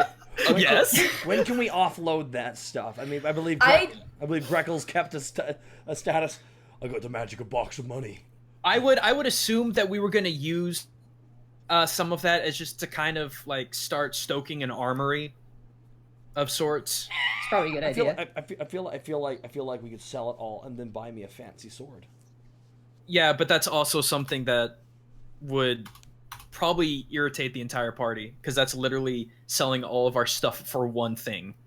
I mean, to be fair, it's Borky's and Greckles. They're the ones who are like, we're stealing everything. Yeah, port it. Right. Well, anyway, it's buy new clothes and either sell or find some way to make use out of the bits he has. What bits do you have currently? I have 2 croc's teeth, 2 pounds of crocodile skin, and the dragon horn. Okay. And a garnet. And the what? And a garnet. Oh, a garnet. Okay. I'll start with this. Panic. You find a post office that has very chubby pigeons, well-fed pigeons in the Lower Crafting District. They're fat. They're really fat. There's a fellow there with dusty brown hair, and he's got like these ridiculous goggles, not magical ones, just goggles on his forehead, and he's got like this really decrepit. He looks homeless, kind of. He's got like this decrepit jacket on. Okay. Oh god, well, it's the pigeon man. Yeah, he's literally a pigeon man. Some people just. And he's young. He's probably about like maybe 16 or 17 years old. Like he's not an old guy. And he apparently is in charge of the pigeons, and he happily takes your letter. He checks the stamp, and he rolls it up. He's like, "Oh, is it okay if I roll this?" Yeah. He rolls it up, and he puts in a little tube, and he attaches the tube to a pigeon, and he grabs the pigeon, he throws the pigeon up in the air, and the pigeon like flies, crashes into the roof a little bit, kind of stops, bobs his head, and then the guy goes, "Come on, you can do it. Believe in yourself." And then the pigeon takes off the roof and actually begins to fly. And he goes, "Yes, training was a success." I was hoping Wow. it hits the ground with a splat. That's what I was hoping for. He slowly turns to you and he goes, "That'll be 1 gold piece." I I hand should him pay one him more gold for the entertainment. I hand him 1 gold piece and say, "That was impressive." Thank you. I honestly didn't expect it to fly. I like to spoil them, but also I see that. yeah, but yeah. He kind of scratches the back of his neck and he goes, Do I? Do I know? Fucking episode, man. This episode. I get enough like flack from the Druids Guild for me like dealing with these types of animals. Please don't do it to me too. It's okay. Thank you for mailing my letter. I will be on my way. This man. This is why I only like pigeons. And he sits back down. guys, Unexpectables is officially turned into an anime. It's been an anime for the last 3 episodes, Greckles. Panic reconvenes with the rest of the group. They got a fucking pigeon guy over there. I mean, can we eat him? What? No, he's. Why would I you mean, want to eat pigeons? eat Rats the- with wings. I feel Yeah. like every moment we're not. You sound like that sounds like someone who's never eaten a rat before. The pigeons are certainly fat enough for eating. I can guarantee you that. Well, I wonder what it would taste like. Eat a bird, you know. But not you, Greckles. I mean, like a real bird. Have you never had duck, chicken? The druid fed us bird. Borky, did you forget? Did you What's a ask? druid? Seriously? Turkey is a bird. I thought it was an old man. Task, you managed to find Ire working at the station, and he's currently dealing with what looks like a dwarf who's got some pieces of what looks like some sort of scaled beast of some kind. Mm. And you watch as Ire hands the dwarf like a small pouch of gold, and the dwarf kind of like goes along his merry way. He's got this kind of iron helmet on and like kind of early adventuring kind of gear. And then Ire sees you, and you see just what little joy he had drain from his face. Oh, hello. Yeah, hi to you too. I got something to sell. Let's see. All right, 2 croc's teeth and 2 pounds of croc skin. And, You would not believe the hilarious story about how we got there. I nailed a shot with my magical lance, and it nailed it. By nail, do you mean completely missed and it fell into I feel like I'm remembering it differently, you know. I don't know where you've got this crocodile skin from, but I do not. He like takes 2 fingers and pushes it back to you.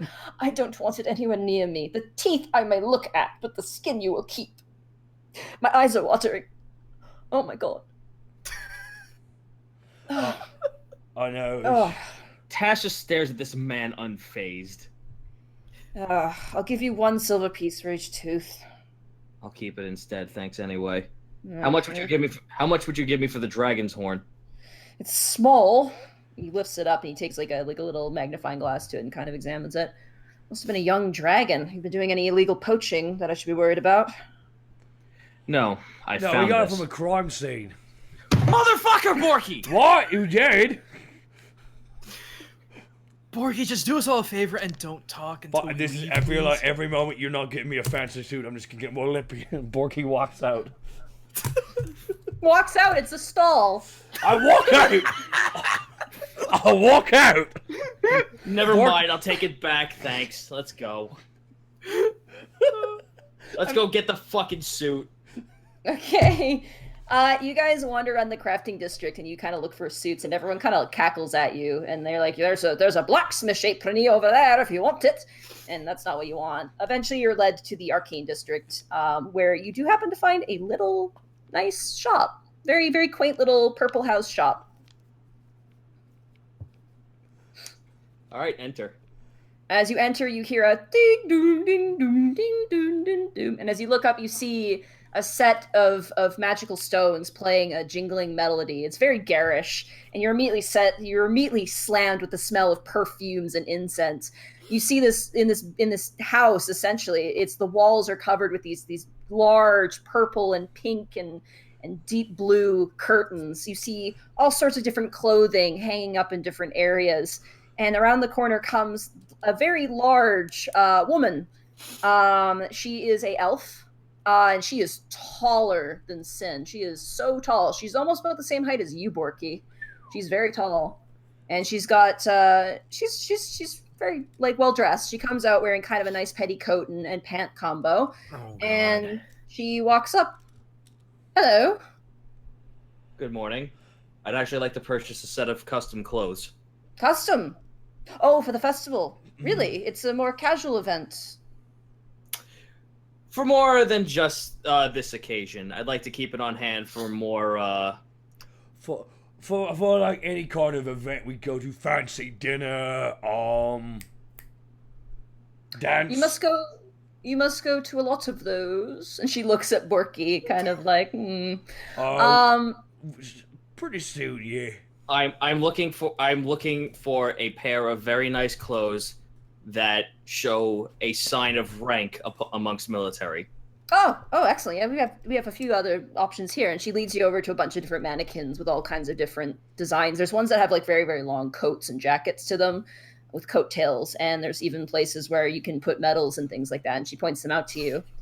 Your size, your fit is rather interesting. You're not a gnome, you're not a dwarf, you're not a halfling, closer to a halfling, no offense. The tail is going to be my greatest challenge.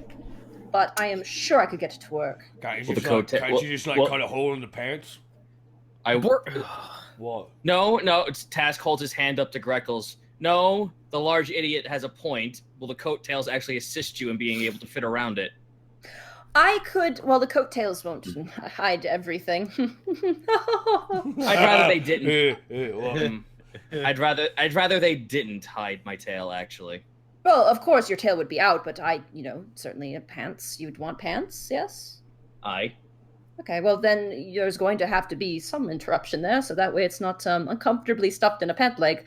I'm sure I could set something up. Here, just stand still. Could you extend your arms here for a moment? And she pulls out a measuring tape and begins to measure you. Do as she says. Now, we have some fine griffin silks from the Eastern Isles, if you wanted something quite lovely, or we could go a kind of a standard affair of normal silks and perhaps petticoat. No, I'd like to see as high as you have for caliber. Excellent. Let's see. And she goes over to her table and she kind of prices it out. Total for that would be, including the pants combo and the whole custom work, for size. So size is okay. There's not much fabric there. That's good. That would come to 250 gold pieces. Done.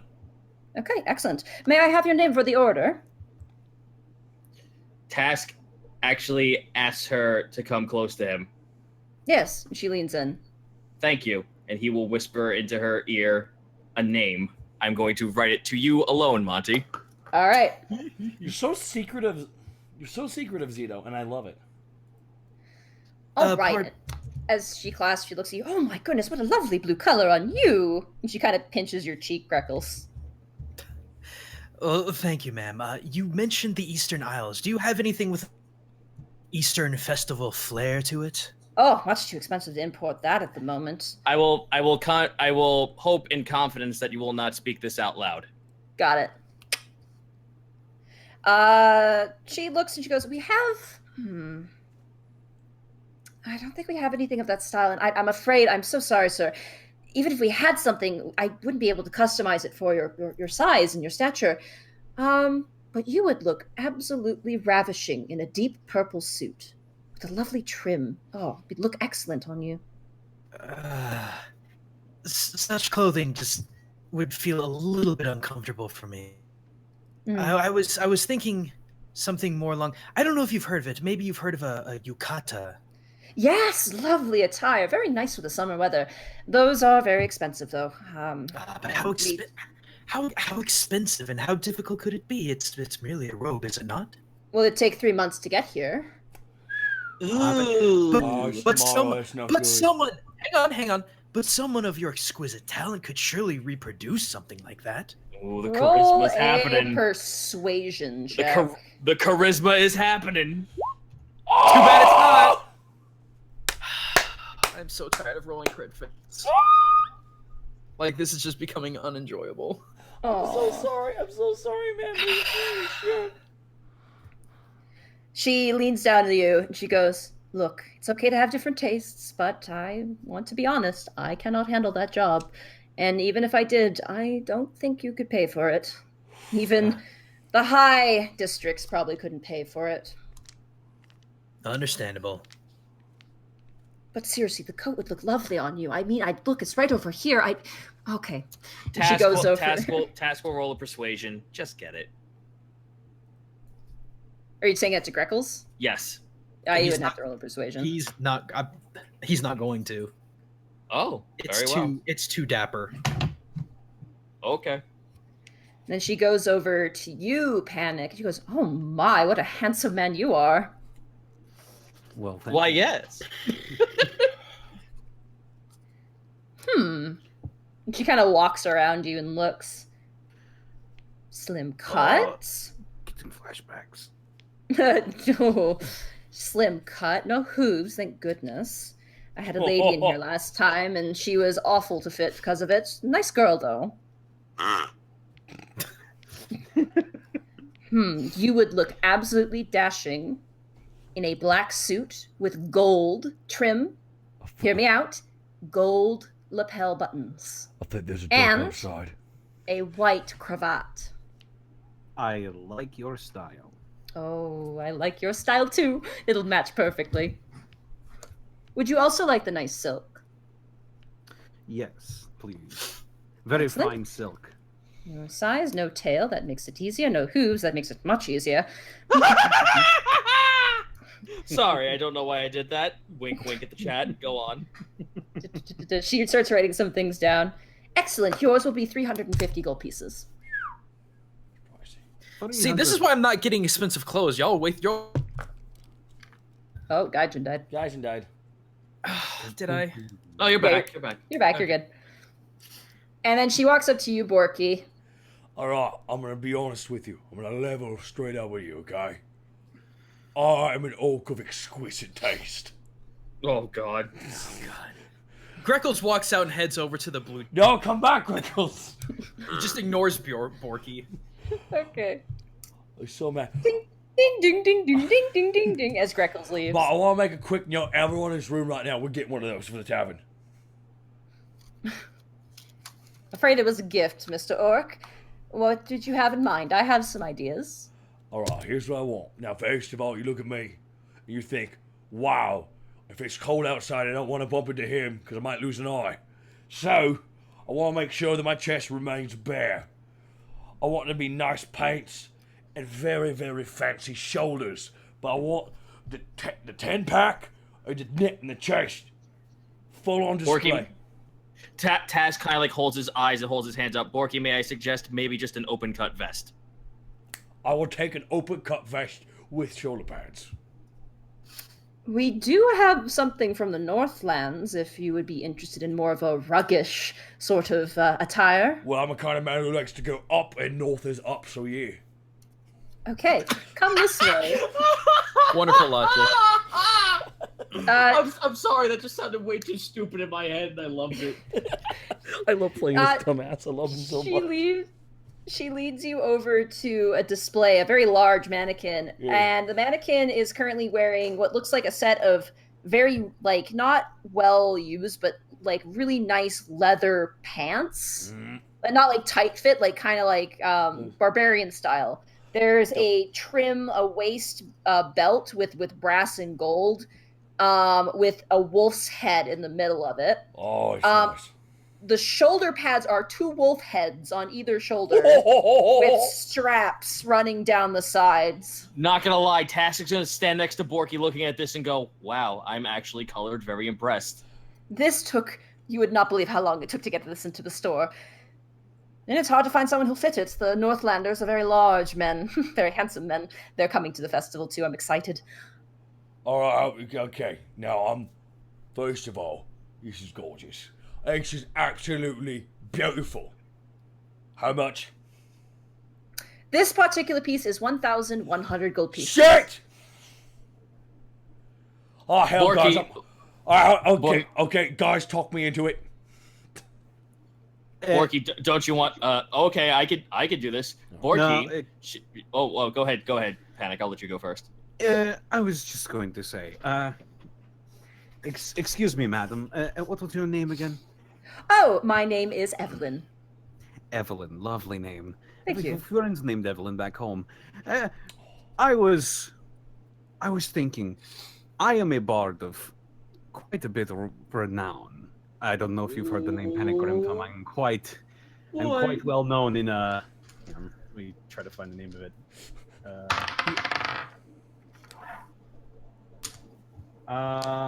It's happening. What was the name of Peyton Black's city again? Oh, Wolf's Den. Wolf's Yes, I mean, you go to Wolf's Den and then they just love me down there. I don't quite get it myself, but I have a upcoming performance.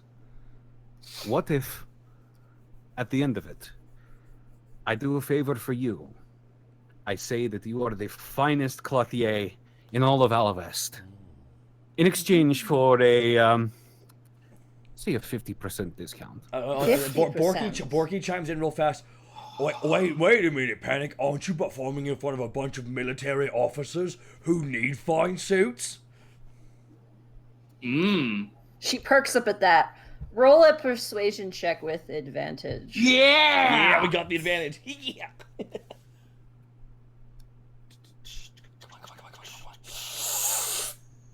Oh please, oh please. 1, 2, 3, huh! Yeah! She mulls it over. She kind of leads side to side. Well, you are so charming. 800 gold pieces, perhaps? Nice. Okay. That's much better.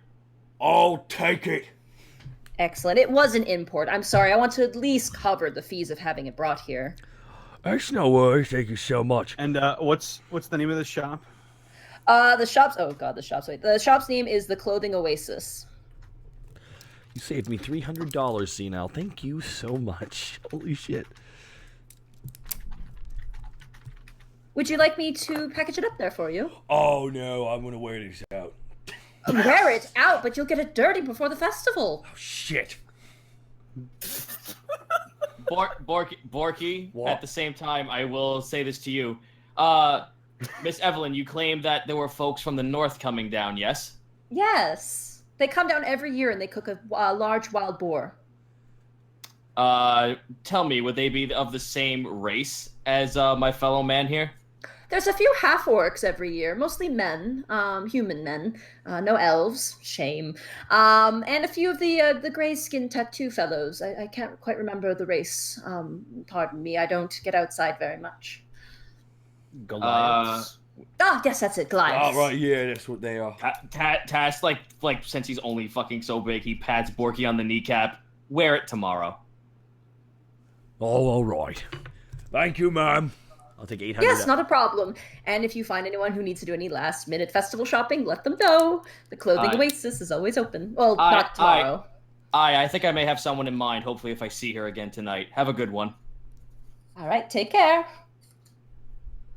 Ding, ding, ding, ding, ding, ding, ding, ding. Ding, You guys ding, leave. ding, ding, dong, ding, dong. Just catch it. Gentlemen, as much as I know pomp and circumstance may not be our best strong suit, trust me, this will go miles for us. Oh. I'm not gonna lie, man, I might want to wear that outside of fancy meetings. 2 wolf heads, one on each shoulder. Man, there are people will be walking past being like, holy shit, he could afford 2 wolf heads. They're big wolf heads too. Like you're carrying the parcel with you, and you can feel them. They're like dire wolves, like winter dire wolves. Oh, that's dope as shit. That's gonna look so slick. He's gonna look like a World of Warcraft character. Yeah, kind of. Yo, that's fucking good. As you're walking, Greckles, eventually the other, unless you wanted to go, did you want to go to the Blue Dragon Emporium early, or did you want to wait? Yeah, for that's everybody where else? I was. That's where I was headed. Okay, cool. Okay. You make your way, and you don't see Willow outside, but you do go into the shop. And you open the door, and there's a little ding, ding, ding, ding of the bell. You enter in. You see more shelves restocked with all kinds of different potions and items and things like that. You do notice that the fish is gone. The fish tank and the fish is gone. Aw. That's disappointing. Yeah. And then as you kind of step inside, you hear a rustling and a moving of books, and you see Willow come out of the back back working area, and her arm's currently slinged up still, and you notice she's still got some bandages on her, but she sees you, goes, "Oh, Mr. Greckles, hello." Hello, Widow. Widow? Sorry. Willow, you have to forgive me. It's not been a super great day for me. Oh, that's okay. It's nice seeing you again. I assume you guys might have taken a rest. Yeah, we decided to take a week off after everything that happened. How are you holding up? I'm doing pretty good. I sadly can't go back to school for obvious reasons, but My master's teaching me some more things to make up for it, which I'm very excited about. And Mr. Doros, you remember him, correct? Yes. He's been visiting me every day since the incident. He actually bought the fish. Oh, I was surprised to see it gone. I wondered if someone had purchased it or if it got away again. Oh, I let it out a couple more times, but no, Mr. Doros bought it. I was telling him I was afraid that someone would, experiment on it, or she kind of does like a motion like of like dissection. Mm-hmm. But he immediately said he wanted it, and so he bought it. He actually has been walking me home every night. I guess they're still worried about stuff. I don't know. He doesn't talk at all. He's kind of hard to read. There are a lot of people like that in this town. Yeah. Anyway, I'm sorry. How are you? I believe there was something for me to pick up here. Oh, yes. There was a parcel for your guild and you specifically as well. And she sets out into the back, and you kind of see her actually, like, the hallway is actually a set of shelves as well. Mm-hmm. And you watch as she pulls out a key and she unlocks one of them. And she lifts it open. And at this point, ding, ding, ding, ding, ding, the rest of your party makes their way into the shop. Well, hello, dapper boys. Did you get your clothing shopping done? Oh, yeah. Aye. I'm sorry you couldn't get the suit you wanted from your home country. You know what? I guess I just have to accept it one of these days. If it makes you feel any better, I always thought you were wearing fancy clothes anyways. Aw. You know what, Borky? I actually appreciate that. Huh. Willow kind of walks out, and she's got not one but two parcels in her hand. Mm-hmm. And she stops and she's like, oh, Mr. Panic, hello. Hey, how are you doing?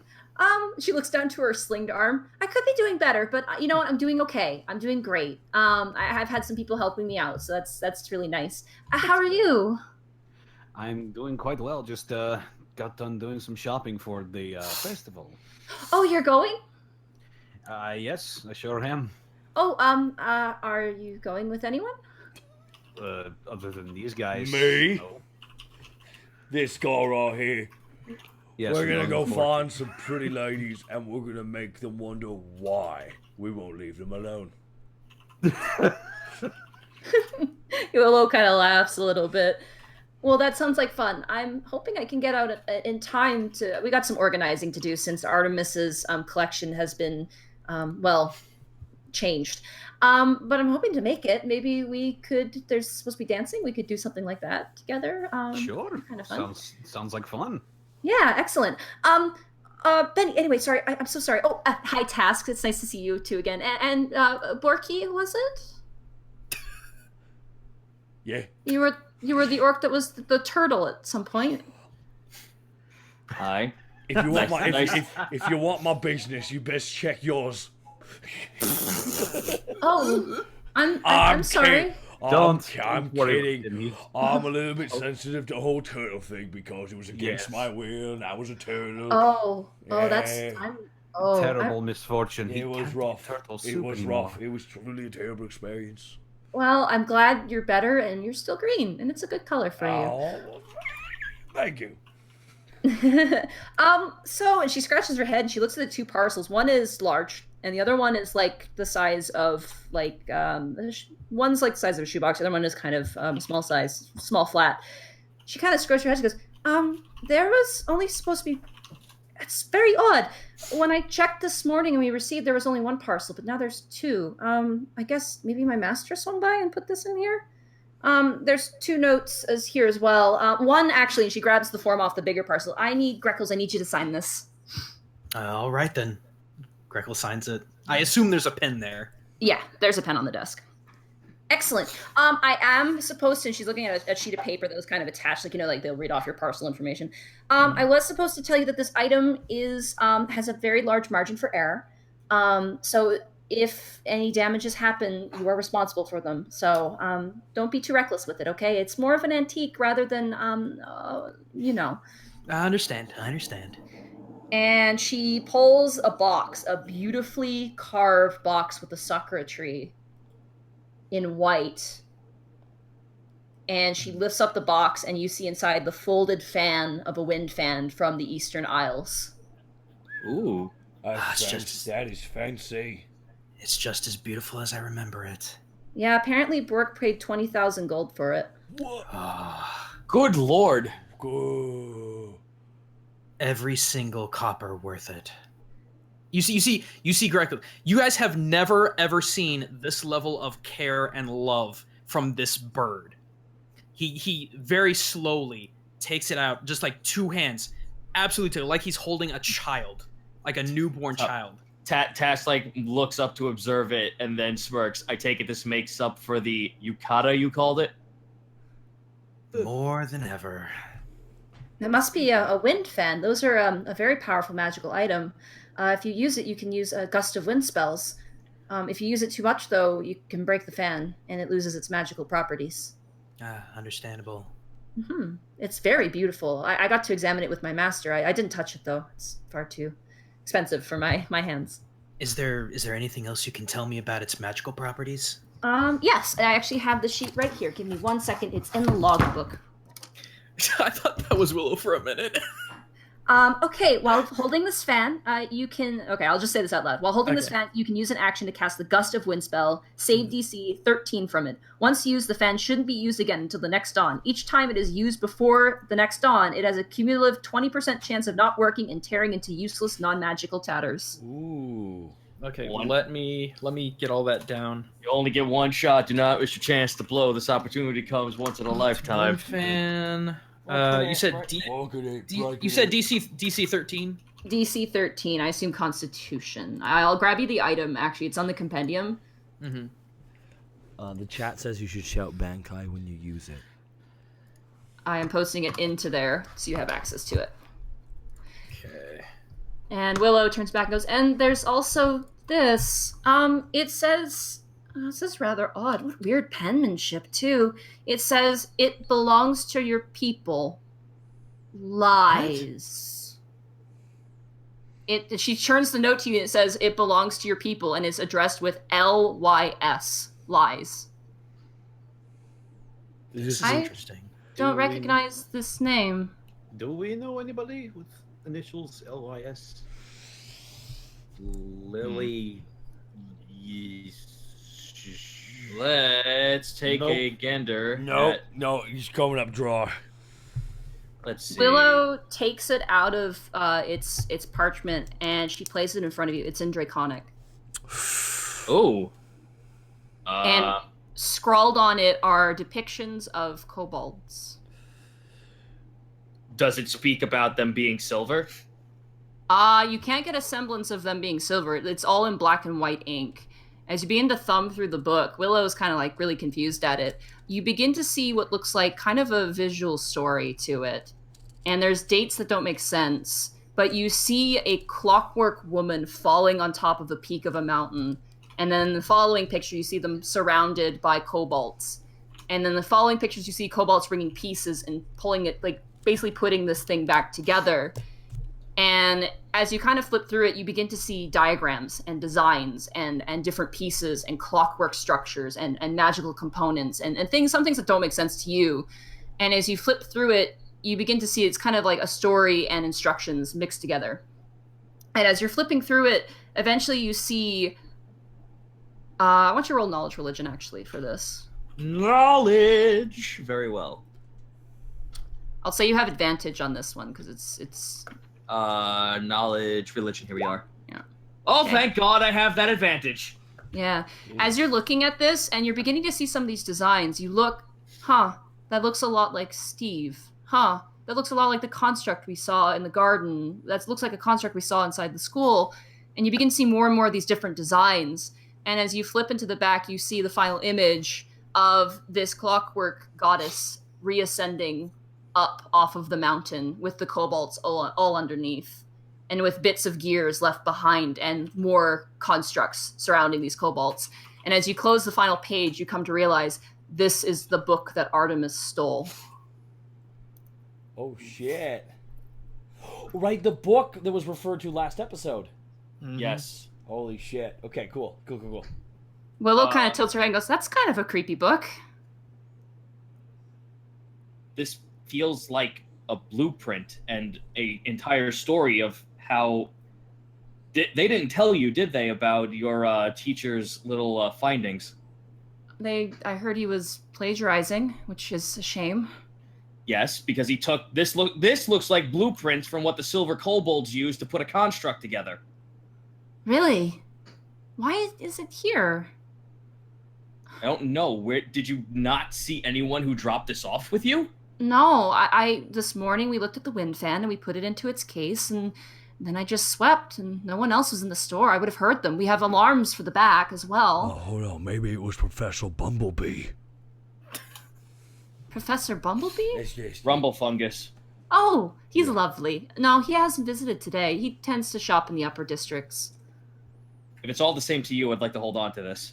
Of course. I mean, looking at this, it's for you. So, I mean, it was here, and it.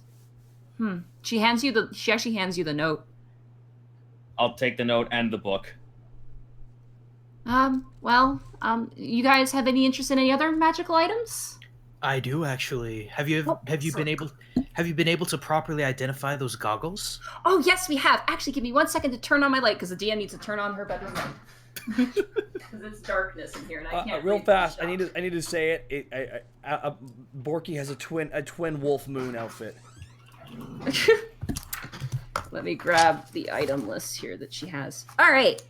So Willow comes over. She puts another tray of potions. She's got 3 trays she sets out, and she pulls out a box, a nice box this time, not just like a milk crate. It's actually like a nice box. I have license to sell these particular items. I have a potion of animal friendship for a wolf. I have a potion of animal friendship for a bear. I have a potion of animal friendship for a shark. I have a potion of fire breath. I have a potion of heroism, a potion of water breathing, and I have 5 potions of cure light wounds. How much are the light wounds? Those ones will be 50 gold apiece. Those are my standard. For each or for all of them? For each. I have 5 of them. I'll take 2. Take 2? Excellent. That'll be 100 gold pieces. I'll take 1 and the fire breathing one. Excellent. The fire breathing potion will be 300 gold pieces. That's fine by me. I'll take the last 2 healing potions myself. What about? Excellent. Well, hold on. What about you, Panic? Did you want one? I'm good.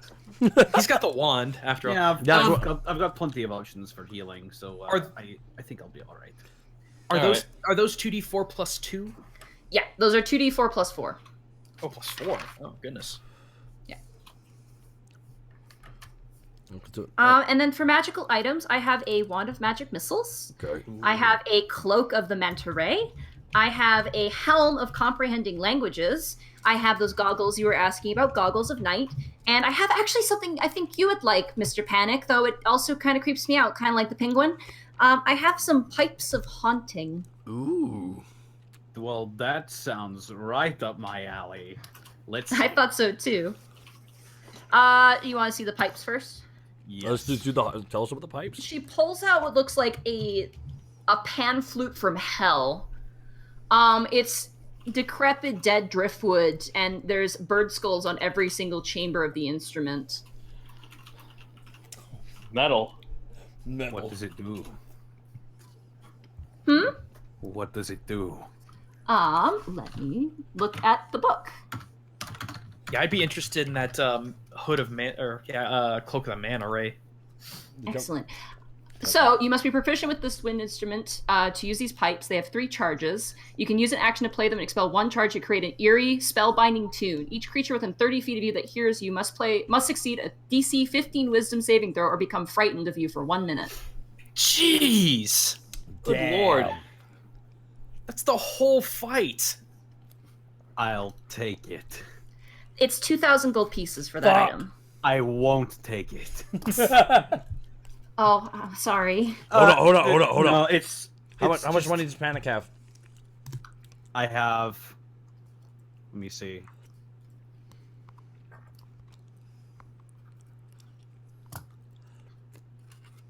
I have 1,305 gold pieces. Borky's like, aye, mate. Take 300 gold. You saved me some money. I want to help out a friend. Borky offers up 300 gold. Borky. Let's help. Hey, you're my Nakama. The bromance. Oh my god. Did I bring him up to like? Do you ask for? Just okay. That still doesn't leave me with enough, though. How much do you have left over?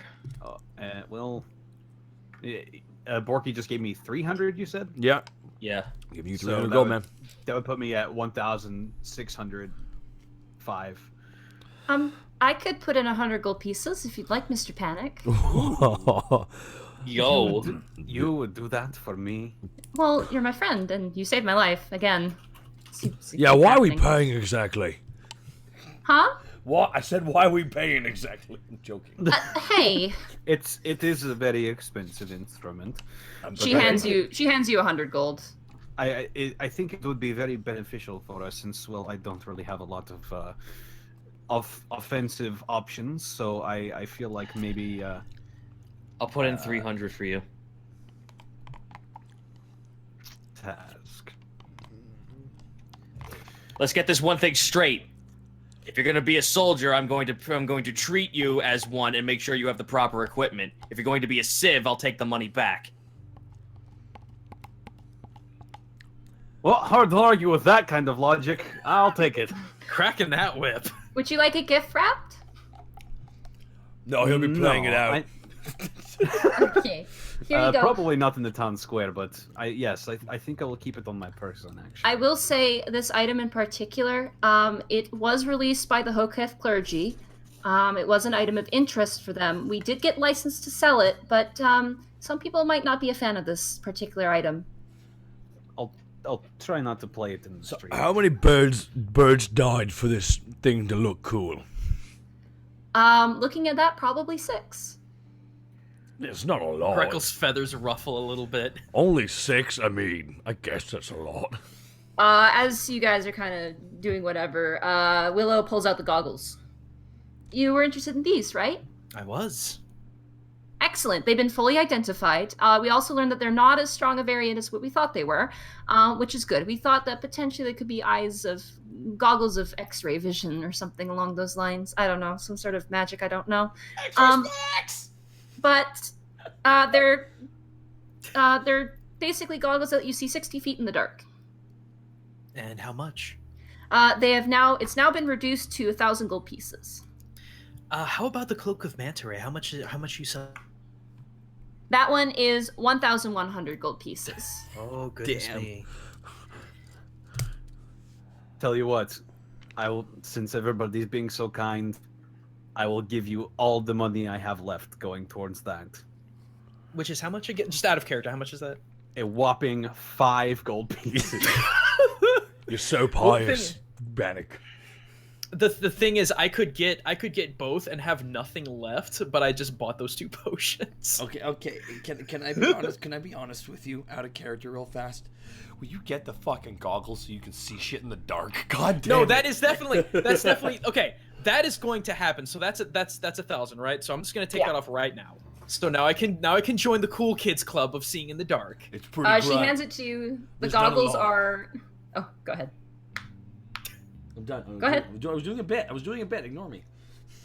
The goggles, as you pick them up, they look like they've been fully cleaned, and also potentially had the enchantment altered. Willow kind of looks and goes, "Yeah, there was a problem with it where it wouldn't fit right. Magical items were supposed to fit whatever the wearer is, but now it does. So we fixed it.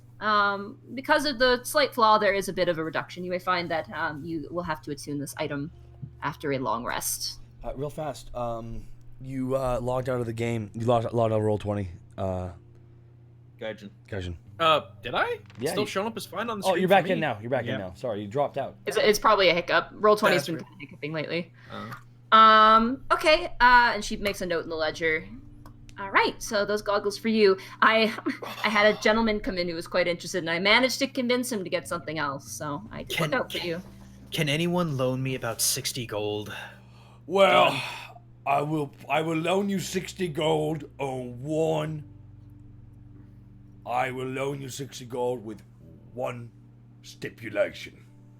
What is that, Borky? Borky reaches down and plucks off one of his feathers right by his nipple. Ugh. Okay, was that the stipulation? I told you. And Borky just dropped 60 gold pieces, staring right at his eyes on the floor. You paid 60 gold pieces to fulfill a fucking grudge. Nadine, can I metagame a little bit and sell back those so I can actually afford this thing? Willow feels bad, but she does let you. She's like, well, you didn't use them, obviously. I'll take those back. I'm sorry. Well, the money's still going to you anyway, so I suppose Pick it's up the alright. gold, Greckles. This gold all on the ground, 60 gold pieces. Wow. What a spiteful dick. Did he stutter? Did I stutter? All right, you want the Cloak of the Manta Ray? Mm-hmm. All right, let me look that up in the book for you. I'm on D20 right now. Borky pockets the Greckles nipple feather. All right, you have a nipple feather. Oh, wait a minute. Did we That's get fine. I still got your tooth, bitch. did we get 2,000 apiece for 1,500. 1,500. 1,500 apiece? Okay. I was actually. Go ahead. So Sorry. the Cloak of the Manta Ray, while wearing this cloak with the hood up, you can breathe underwater and have a swimming speed of 60 feet. Damn. Pulling the hood up or down requires an action. Yeah. This bird can swim, boys. It feels heavy and kind of leathery. It's got this like kind of rough texture to it. And it's got this one strand of leather that goes down and kind of trails behind you a little bit. But it's a very nice cloak. Greckles has just become what is it a heron that dives into the water to catch food? Like a kingfisher? Yes. Kingfisher 9000, boy. I have 4 gold to my name, but I am a happy bird. Can I get just how long will the goggles effect last before they peter out and it has to go through a rest? I think they go on forever. Yeah, Let you me just double wear them in the check. dark, you can see, man. Where is it? Oh, that's not that. Oh, no. Now you have Naruto here we go. goggles. While wearing these dark lenses, you have dark vision up to a range of 60 feet. If you already have dark vision wearing the goggles, its range is increased by 60 feet. It says no length on it, so I assume Okay. it's indefinite. Okay, I was wondering because Willow had made mention that it would have to be fine-tuned after a long rest. I wasn't sure what that meant. Oh, it just means like an attunement. Unlike this item, usually doesn't require attunement, but because of the damages to it, you'd have to attune it. Meaning, like if you're like are in the dark and you're like, oh, like you have a friend who can't see, you can't just hand off the goggles. They actually have to be attuned. Okay, that's what I wasn't 100% sure. I just want to make sure. Yeah, they worked immediately for you last time, but they had to fix it because it was like it would stop, like it would work for a bit and then it would stop, which is not what the items was do. So they tried to fix it, and by doing that, you have to attune it now. I don't think I explained that properly. Sorry. No, you're fine. Well, I'm actually... No, sorry. Go ahead. No. Go ahead. Stop. You're actually going to. No. I'm. It's out of character. Don't worry about it. Oh, okay. Yeah. The shop's gonna be closed half the day tomorrow for the festival. I'm really looking forward to it. I guess it'll be your guys' first one, huh? Yep. It looks like it. Nah, me too. Borky was holding up the 2 wolf heads. Watch out, we're going to be looking for girls. Oh, that's ridiculous. I love it. That's not what I was going for, but okay. I've never experienced a Surfers Dwellers festival, so I guess this will be illuminating in some way to me. Oh, the food's excellent. That's what I've heard. My master's really excited for it. Apparently, they have like a pie eating contest. There's a fight ring. There's axe throwing contests.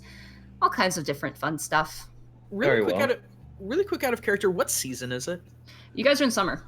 Okay. You guys are kind of like summer into fall. God damn it, Nadine! You were just tugging at my poor burb heartstrings.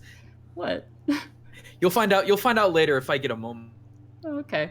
Willow's chatting with you, and a panic. You did a thing last time I saw you with like the spikes.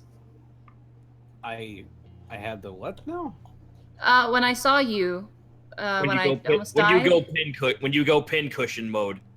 Oh, right. Bard devil thing. Sorry, I don't mean to cut in here. I think I misheard something because someone actually sent me a text right in the middle of that. You said there was something about like a fighting thing? Yes. A fighting pit, yeah. Oh, shit. Hold on. Yeah, there's an amateur fighting ring. It's held by the Paladins of Vetrion. It's very exciting. Is it weapons free or weapons Yeah, on? fists. Oh. I think we discovered what Borky wants to do. Yeah, I'm gonna be eating a lot of noodles. Oh, and that. Mr. Panic, also, I couldn't help but notice, you put your hands on the counter. My ring, it looks like you may have used it. Ah, yes. It saved our hides whenever we were in that obsidian tower. Do you want me to put a new spell in there for you? Ooh. Yes. Why would you say no? The answer's yes, and I don't even like magic. Why would you turn this down, Panic? Borky whispers in Panic's ear. I'm just thinking of what... Sorry, never mind. I'm thinking of what might be beneficial.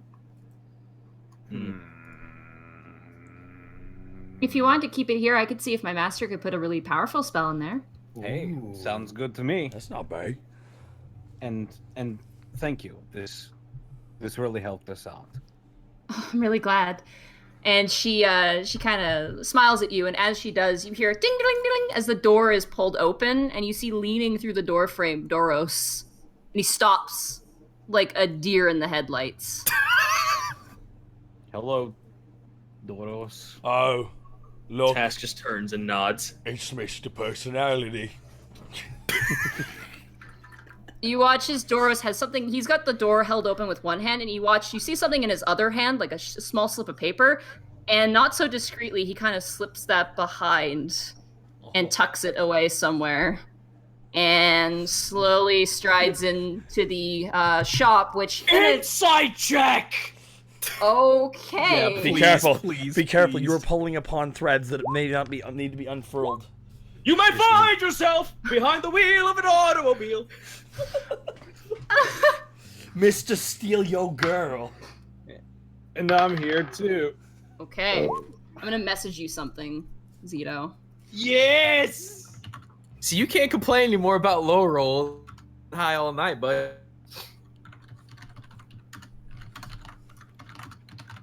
I didn't complain at all. This episode is fucking trippy, and we haven't got to the festival yet. Whoops. Typing. All this festival prep is amazing. He, as he kind of steps into this building, he kind of rises up again, and his head almost hits like the rafters. And he kind of glances and was like, "Oh, hi, Mr. Doros." And Mr. Doros kind of nods, and then very awkwardly, kind of like looking to you guys and looking away, kind of saunters over and begins to kind of look at a shelf.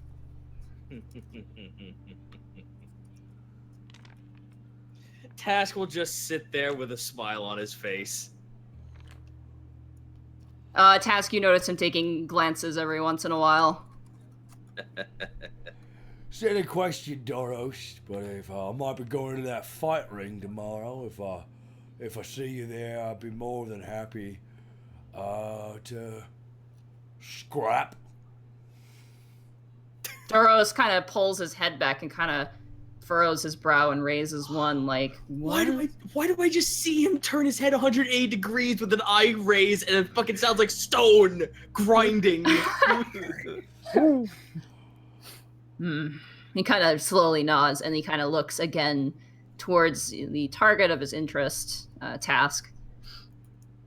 And kind of trying to ignore Bork, he kind of turns back and looks at the potions, but it's obvious he's not looking at the potions. Task will just nod to him. He's not gonna say anything. Cute. It's fun. Task is gonna be that guy. Just yet. Mr. Doros, do you need something? It's not like you to kind of wander around. And she kind of leans towards you, Panic, goes, he usually asks me to kind of give him a tour of the new stuff. I guess paladins of Avon like magical weapons and things. this is so anime. Hey, Greckles. Yeah? Greckles and Panic, I need to speak to you about something.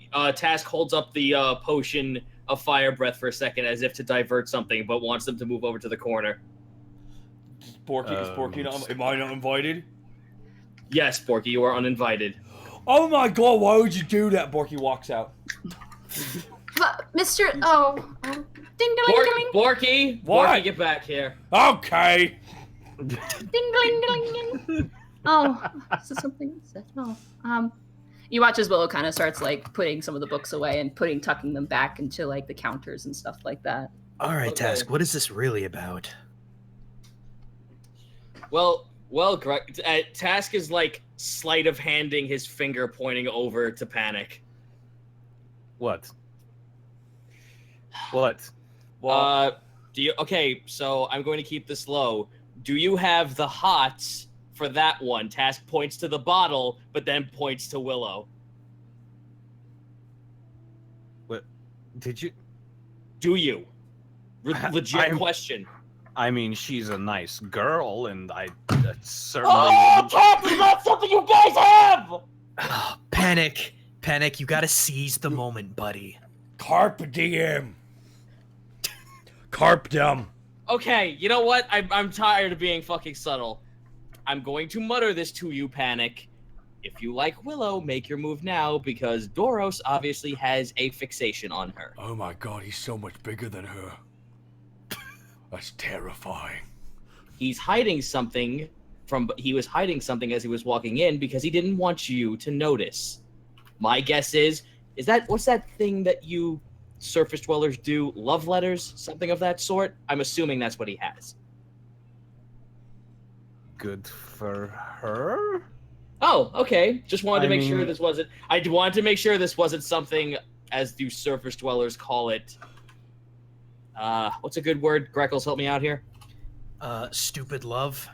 Thank you. Oh. You're welcome. I mean, you know, it's whatever. It's wow. Wow. Thank you for reevaluating my purchase in this potion, gentlemen. And Task turns around. As That you is do, a- you see Doros currently leaning on the counter talking with Willow. And as you turn, he finishes what he's saying, so you don't even hear what he says. Oh no, that's fine. I don't need. Oh, trust me, I don't need to fucking hear what he said. And Willow kind of smells. Oh, I'm so glad the fish is doing well. I was really glad you took it. Oh man, it's probably my favorite thing in the shop. It's eating okay, right? I'm sure you've kind of gotten used to the fact that it just, the pellets kind of just. You bought a magic fish just to get close to her, you fucking idiot. I don't say this out loud. This is meta. Doros slowly nods, and there's a bit of pain behind that nod. Your knowledge is a soldier task.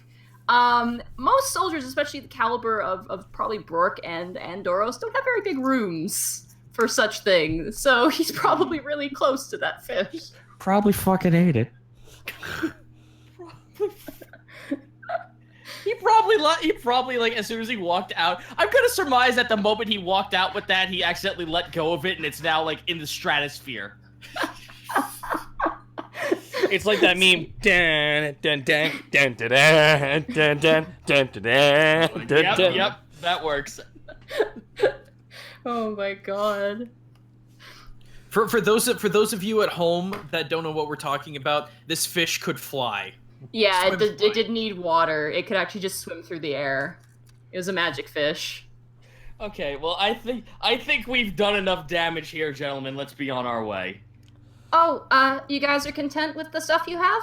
Aye, thank you. It was Yeah. very good. Thank You you. have all my money, so I'm pretty much spent.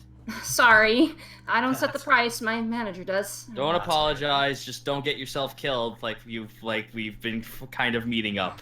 Yeah, hopefully things improve. Mr. Panic, if you're at the Yeah. festival, Oh. I will be at the dance floor. So, if What you wanted is to dance, Doros' expression when she Yeah. says this? You got. Doros You got it. goes wide. He looks and slowly, like that gravelly noise. Yes. You It got is- this. It's been a while since I've had the opportunity to dance with a beautiful woman. Oh, by the way, and Panic pulls off the ring, and he sets it on the counter. He's like, "Surprise me." Oh, of course.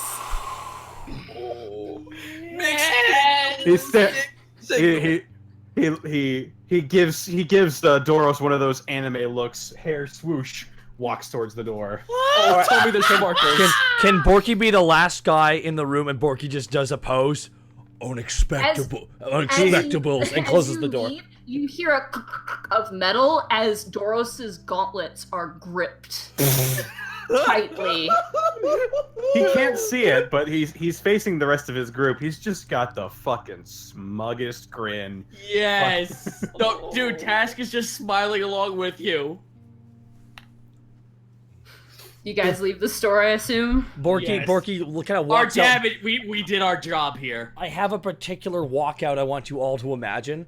For those, do you remember Sokka's like Yeah, the water the water tribe? He does that with Unexpectables and closes the door. He's just got just the biggest Eric Bischoff grin right now. Good shit. Oh. Why are you pissing off a level 20 Colossus? I'm wondering what the end goal is. We're not pissing him off. I feel as though I've been issued a challenge. Dude, Doros is just a nice guy, okay? He's just a nice guy. Dude, he's such a cool guy, but come on, we have to. It's the Unexpectables. We have to be dicks to someone. There you go. I'm surprised we haven't been more of dicks to each other. We are dicks. I just ripped off your nipple feather. No, ripped off. No, I ripped off your nipple feather. You ripped off my nipple feather, and trust me, dude, I still got your tooth. No. I got plans for that tooth. I wonder if there's gonna be this odd collection of parts of each other slowly throughout the series. I'm sorry, that last sentence by Gaijin is why I love Dungeons and Dragons. Just out of context, that's beautiful. So, there's one more thing I would like to do Oh my goodness. before we go home. Okay. I do want to find I want to see if there's somewhere in the crafting district of arrows of different types of like sub-weaponry. Okay. Like properties and stuff. Yes, Like properties. magic arrows, kind of. Magic arrows, bomb arrows, net arrows, shit like that. I mean like green arrow bullshit. Gotcha. Let me roll for this, actually, and just see. God, what an episode. This is. I feel bad we haven't gotten to the festival, but I'm loving everything about the prep. This is fun as hell. As you kind of go through, you talk to a few people. At this point, people are kind of ending their forges, that sort of thing. You do find an arrowsmith, a halfling gentleman with a very nice mustache. He's got a very nice waxed, curled mustache. And he kind of goes digging through what goods he has. He's kind of like he smells like crossbows. He's got all kinds of other stuff. And he pulls out one, and he goes, had this for a while. It's a giant slayer arrow. Deals an additional plus 10 damage to hit on a giant. How much is it? You know what? I've had this actually was supposed to go out to an order to the soldiers, eh? It must have fell out. He kind of looks at you.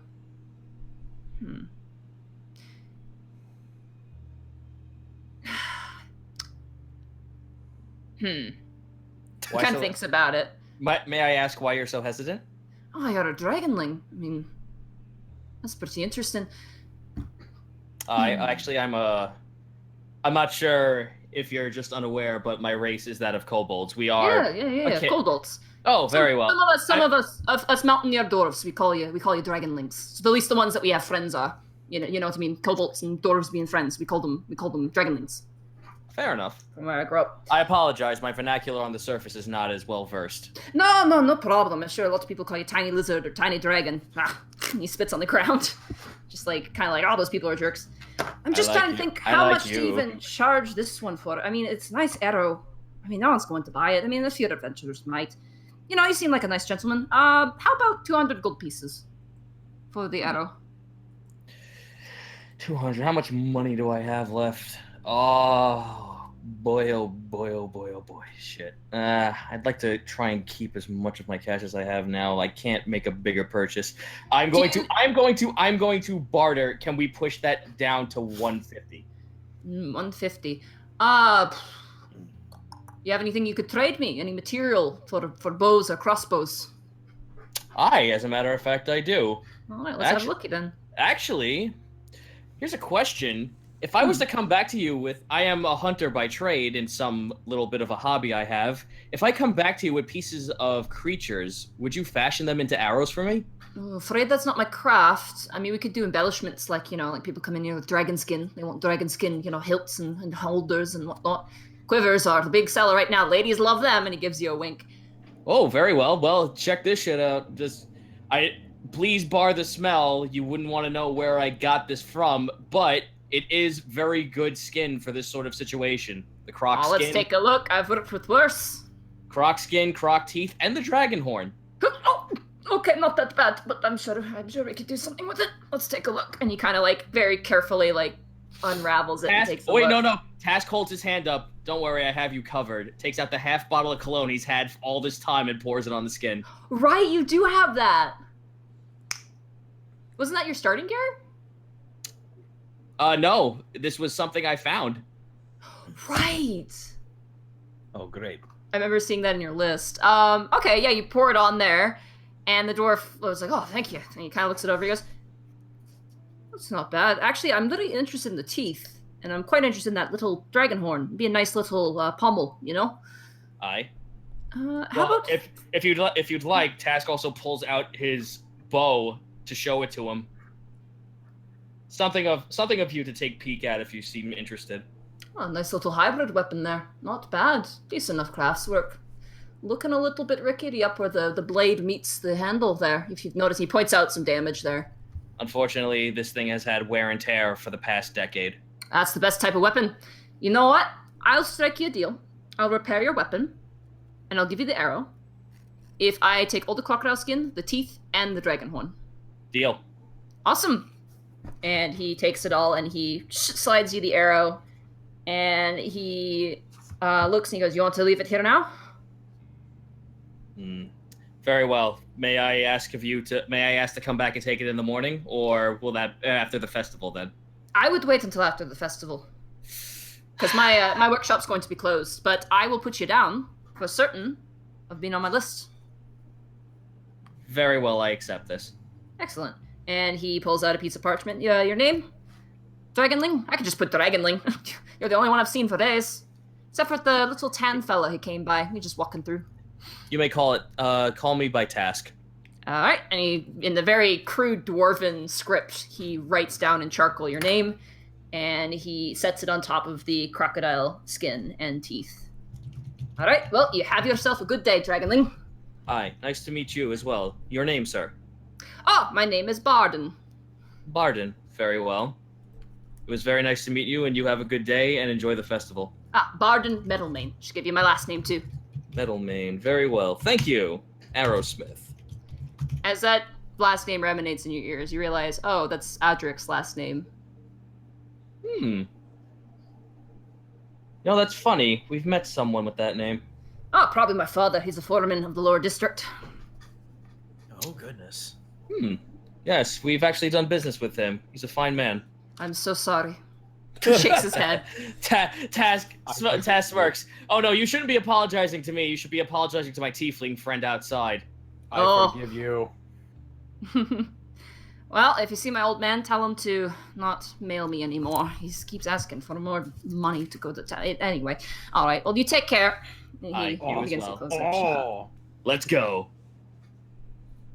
All right. As you guys head back, are you guys heading back to your tavern? Yes. Yeah. I believe so. As you guys head back to your tavern, you see a slight commotion, actually, on your way back. You see, crowds of people kind of whispering to each other, and there's a bit of, a confusion. You see two halflings currently conversing, I don't know what the hell that thing is. Is it natural? What is that? The other one's like, I don't know. I don't like the looks of it. I mean, what happened with everything, the statues and all? Who's to know? All right, well, obviously no time like the present. Get on in that crowd. As you guys...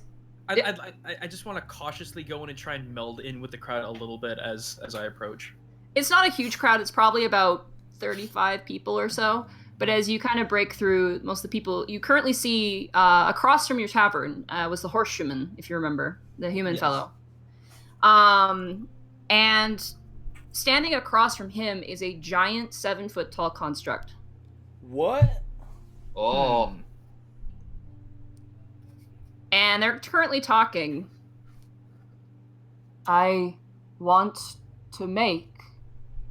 And the horseshoeman kind of like strokes his chin, and like one of the guys like, "Oh, don't let it do it. That thing's creepy." And like people are kind of like calling out and like saying things, and the horseman's like, "Shush, shush." It's like, "What do you want to do?" And the construct turns back and goes, "I am supposed to create things now. I was big. I moved things. I don't have to move things anymore. I want to make. I want to make horseshoes." There's kind of a murmur in the crowd. As you look at this construct, they look a bit like Steve, except for not as obviously like aesthetically attention. Like there wasn't a lot of aesthetic attention to it. It's more of a function. You see bare gears, you see the runic engravings are a bit more crude, a little bit more rushed. But it stands there and it's kind of looking side to side as the crowd is kind of like, we should just get rid of it. We should call someone, call the guard. Like Task will step forward right up to the fucking construct. The construct kind of suddenly seeing you, kind of like a kind of a slow paced animal, kind of. Hello. You claim you wish to make Yes, a fine hobby. Do you wish to do it for the common good of the civs? I have been told to do it by Oriara. Oriara. Greckles steps forward. Can we meet her? Borky looks up. Did we meet her? All right. Anyway, that's Have you heard her? Yes, I moved things, and then one day no one was there to tell me to move things, and so I did nothing until she told me. Well, she asked me what I wanted to do. In the Mage District, many people ride horses. They are nice animals. They are like me. They carry. So I wish to help them. Roll insight! Greckles, you best roll insight too. Oh, yeah. That is my 4th critical fail of the night. Really? Insanity. Oh my god, dude. That is my 4th critical failure. I feel like you got so many good rolls in that pit fight that it's cursing you for multiple episodes. Yeah, well, at least we're not fighting this time. This is... Greckles, you are so bitter about Steve. Like, even looking at this guy, you're like, fucking Steve. Dude, that's a critical fail that makes you racist for robots. In a way, yeah. Task, as you're looking at this construct, they don't have faces. So it's really hard to get a read. Given the nature of Steve, it's a hard call to make. Do you require compensation for your work? I do not need food or water or sleep. I only wish to work. Would you find some sort of accomplishment in making these? I do not know what that is. Panic Perhaps... steps forward. And oh, go ahead, Panic. You. What is your name? I am Construct 8. No. But What is your name? Big guy. Well, big guy, I say, and he turns to the crowd, let big guy make horseshoes. Roll a persuasion check. For the people. For the people, Panic. Roll high for the people. Let big guy make And before nat one. horseshoes. No, that's what I've been doing. Oh, 1, 2, 3. okay. I'm gonna roll. Borky claps. Yeah! Yeah, you're in the crowd. You can help. I agree! A few dwarves kind of shake their head and kind of leave, but the rest of the crowd is kind of like murmuring it over, and they all kind of disperse on their own. And the horseshoeman kind of looks up the construct and goes, "You know what? I'll train you. And if you're good, I'll keep you." And the construct bows and goes, "Oh, thank you. I will be a good worker. It is what I was made to do." And follows the horseshoeman into the forge. You go, big guy. This whole time, Borky's just has this giant bundle of clothes. Just Task looks over to Greckles and to Panic. As long as we can keep these things within the goodwill of whatever this god wants them to do, I don't see the harm in this. Just I wants don't to make either. horseshoes. Task, do you think maybe these silver scales have anything to do with the resurrection of or the manipulation of this construct god or goddess? The only thing is that I'm scared to say it out loud because that might trigger a really, really negative response. I want to mull over this book some more. Maybe if we can find someone to hard test what reaction would be to such talking about these things. So you want us to find a construct and then put it in a room and start talking shit? In some way, yes. It All right. might be in some way of an interrogation, but at the same time, we just want to mull over these ideas and gauge the reaction. But we need someone who will cooperate with us in this situation. Well, keep our eyes peeled. We might see one at the festival. We can talk to them. That might not be a half bad idea. I've had 2 of those today. This is not. Oh, well, you know what they say? Cop them. And Borky walks inside the tavern.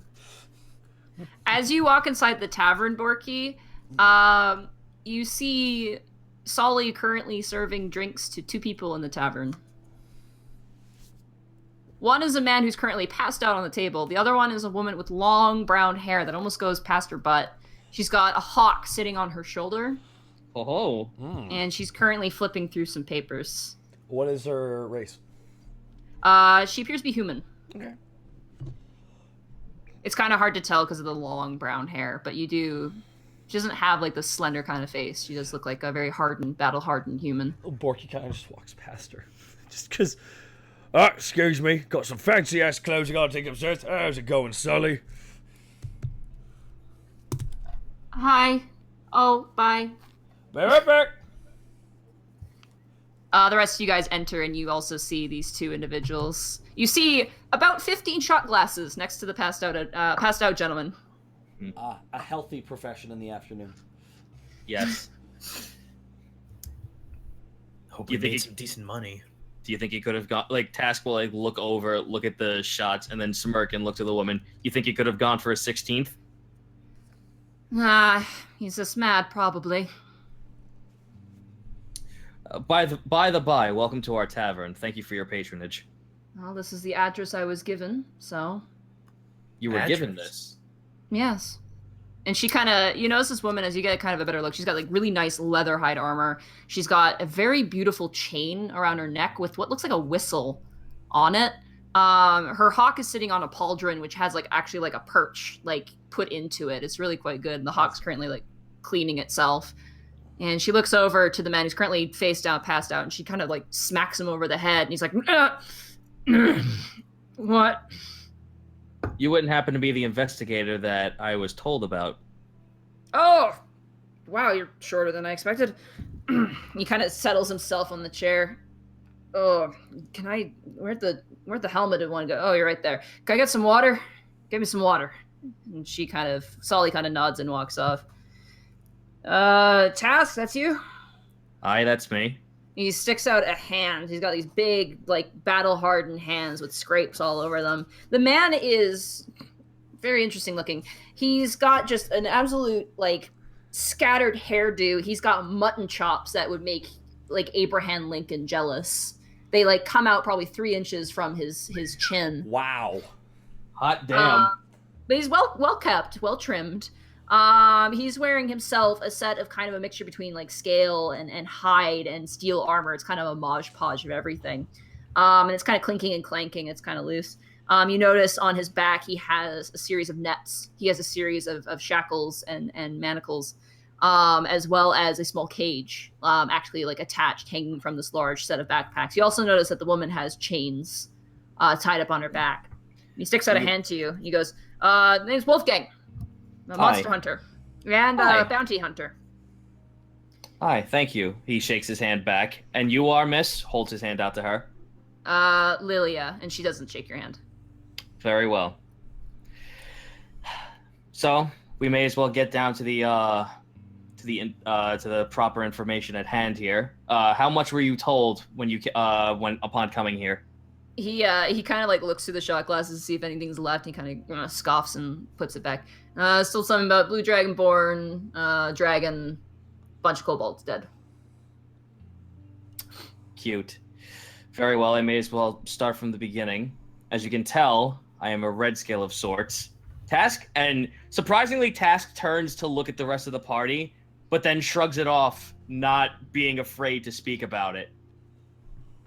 Turns back to them. They're welcome to listen on their own terms, but Task is now fixated on speaking to the Inquisition. Gotcha. Borky comes downstairs, wearing his full regal outfit. Guys, what do you think? Liliana kind of smacks Wolfgang, goes, you could use that, it matches with your name. And he kind of gives her this look like, oh, shut up. This thing is so damn fancy. I was so scared of scuffing and I walked sideways through the door. Who are they?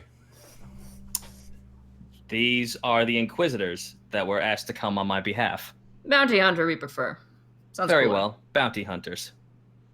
Ah, cool, oh jam. Porky pours himself another booze out of one of the canisters. One of the kegs. All right, well, here's the thing. I'm going to need details as to who you're following. Names are huge. Names will help. We have a wizard who can do some scrying spells. If you have anything, a piece of them, a cloth, hair, anything. I have a name, but unfortunately I may think it's some kind of a face that he was using. Well, a face is enough. People can talk about it. People are around. Rumors spread. You find the source eventually. Very well. I may as well start from the beginning.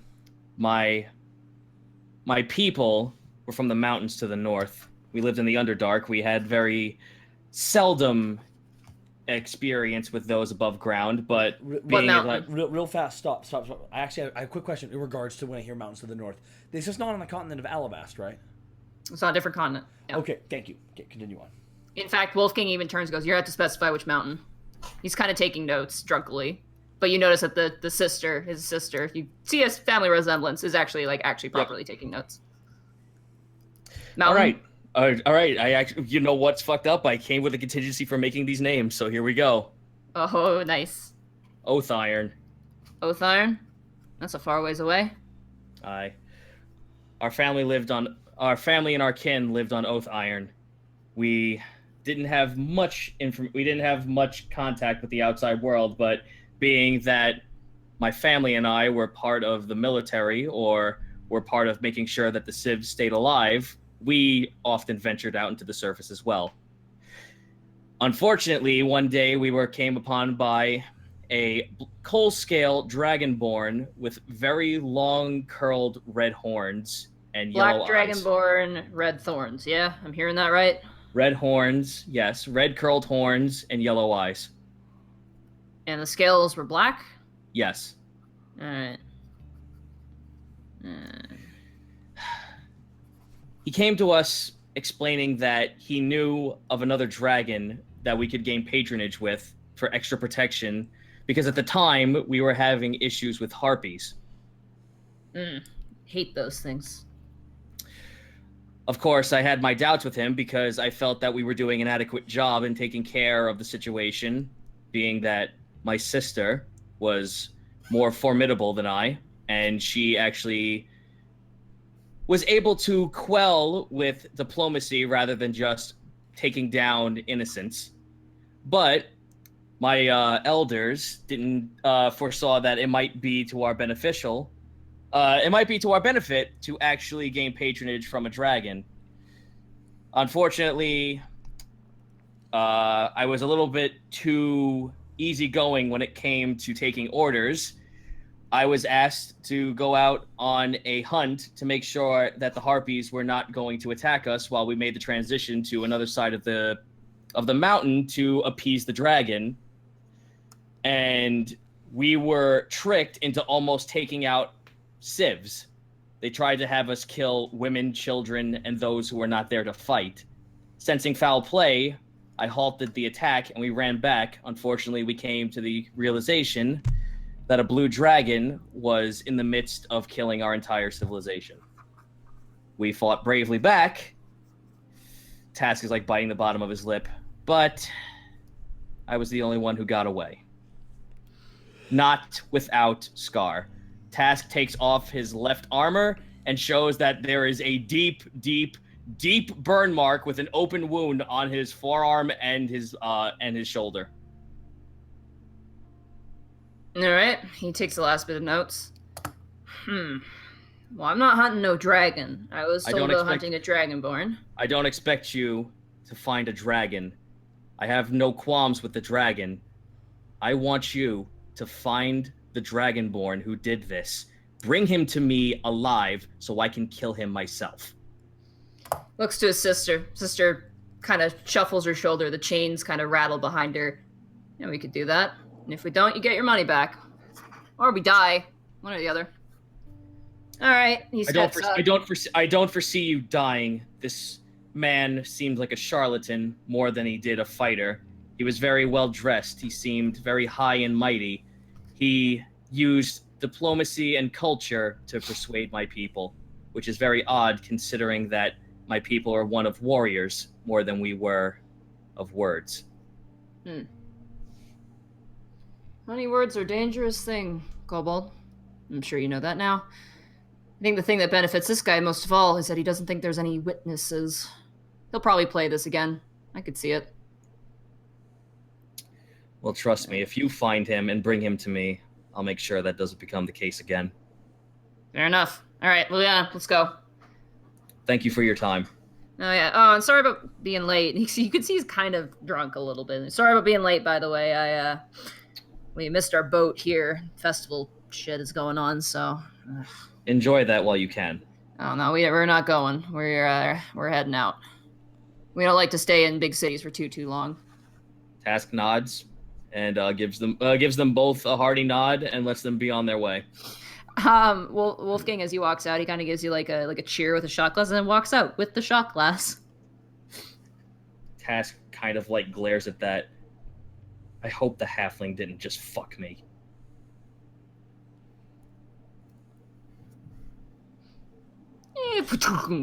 Door closes. By the by, Task runs out. By the by, the face. You almost walked out with the face. The face.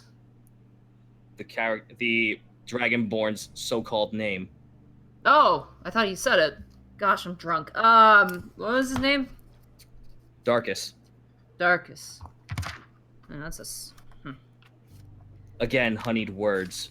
I suspected it was fake, but as I said, I followed orders more than I thought about things. Sometimes you gotta trust your instinct.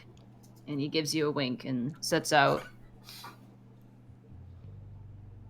And as he leaves, the sister stops, and she stares at you for a while, Task.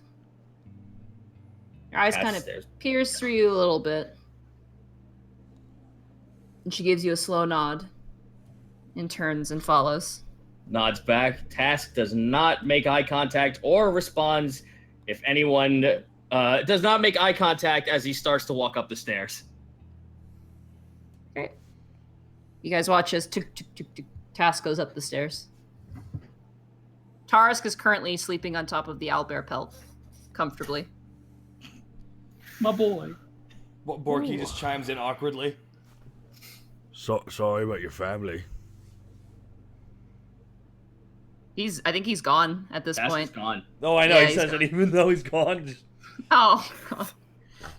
That was heavy. Well, we all have our stories. Yeah, we certainly do, I suppose. I'm gonna go check on Sully. Greckles I'm right here. She's Oh. she's holding a tray of shots. I didn't know. No, I didn't know if she was still in the room or if she was... She's got more shots, and she's like, "Oh, he's gone now. Okay, I guess I'll just." Okay. Oh, don't bad. worry about it. Panic takes the shots. There's like 10 here. Okay, well, Just she puts them down. thank you. Well, I'm actually all packed up to go. I'm gonna head out here, probably in about an hour. Once the sun's completely down.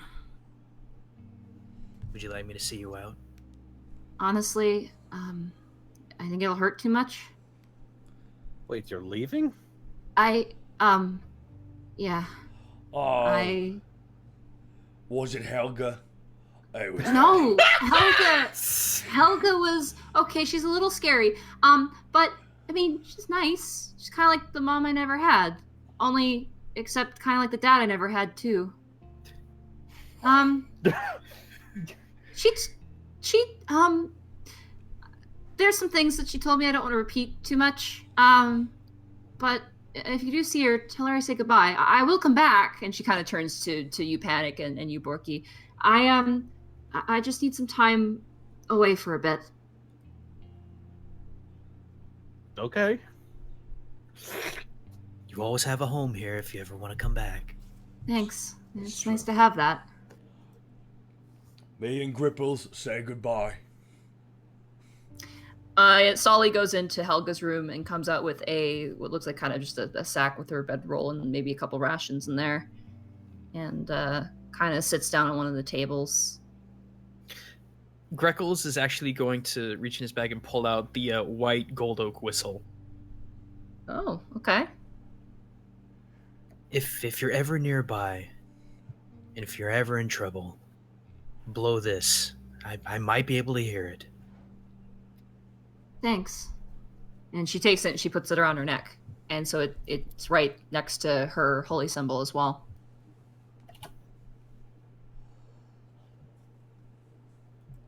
It was a good time, Sully. Yeah, I'm sorry I couldn't have been more use to you guys. Well, maybe someday you'll be able to. Maybe Who once knows? I get my cleric powers back, I could maybe do more. Bring us back from the dead, yeah. And who knows? Maybe I'll find a way into the Underdark by myself. Don't do that. Don't do that. Are you going to say that in character, Borky? Oh yeah, I wouldn't do that. I heard there's spiders down there. I'm not afraid of spiders. Why wouldn't you be? It's like choose to be hairy or armored, not both. Sully, I want you to make me a promise. Uh-huh. Come back and see us before you went to the Underdark. Roll a persuasion check. Oh boy. Oh boy, with my rolls tonight. Jeez, finally. There you go, son. Something decent. Sully takes off her helmet, and we have new art for Sully, by the way. Yo, what? Whoa, whoa, what? Oh, well, everyone. Oh, that's awesome. Fucking what? Oh, nice. Star went a little bonkers this week. Hot damn. Holy shit. That's cool. I swear, and she lifts a fist to her chest, I swear on Orin's gaze, I will return. That's all I could ask. And she kind of like cleans out the inside of the helmet a bit, and it's kind of like she kind of pours it. There's some sweat coming out, and then she puts it back on. All right, well, have a good night. You too. And we'll end the session there. Oh, that was okay. That session was fun AF. That was so much fun. No combat, sorry. Oh, But- Who the fuck needs blood when you got shit like that? That was cool. Yeah. This was a lot of fun story stuff all kind of happening. There's like all these different story threads happening. It's good. Chet was saying it earlier. It's like the only time I roll well is when it actually matters. Yeah. I don't know, guys. Fighting the carpet was kind of critical. And that bastard took the dagger. He's got a knife. He's got a knife. Don't worry, son. Yeah, You'll but- use it someday. For those, apparently, we had over 1,100. Yeah, we've had a consistent. It's been a consistent over 1,000 viewership the whole night. That's crazy. Thank you for those who this was the first time ever coming in here. Thank you so much for checking out the Unexpectables. The DM was my sister at Monteglue on Twitter. Yeah, so that's good. None of us, the other four of us don't need plugs. We're all good. Okay. Well, Well, no, maybe Snake. Eh? Eh? Nanda? No. Nani? oh my Oh god. my god, stop. Both of you stop. Oh my god. I want there does to be. that- There's does gonna that be. make There's you gonna be. hurt? When is? Oh, it triggers me unbelievably, Zito. When is? Eventually, Borky's gonna have his Masaka moment. You know that, right? Yeah, I know. And I'm gonna have a face palm just for you when that happens. So we have a ton of fan art. Oh my Yeah, god. we do. Okay, we're gonna try and get through this a little bit faster this time, guys. Let's just Oh, Schmoogan. Oh, we got Sigiku dropping some sweet ass art here. First of all, let's we have ourselves a little comic here from what just happened. It's gonna take a second to load up because the internet connection here is a little bit weaker. Please read. At last, my arm is complete again. It is a reference of a play and a musician about a tiefling who is a barbarian. Who cares what Is he French now? I don't know, dude. It's me with accents. Come on, now. You know what you're getting. It was by Siggy. It was by the lovely Siggy Q. We have a Schmoogan comic, and I'm really looking forward to this. At Schmoogan. If this is the one I think it is, it's.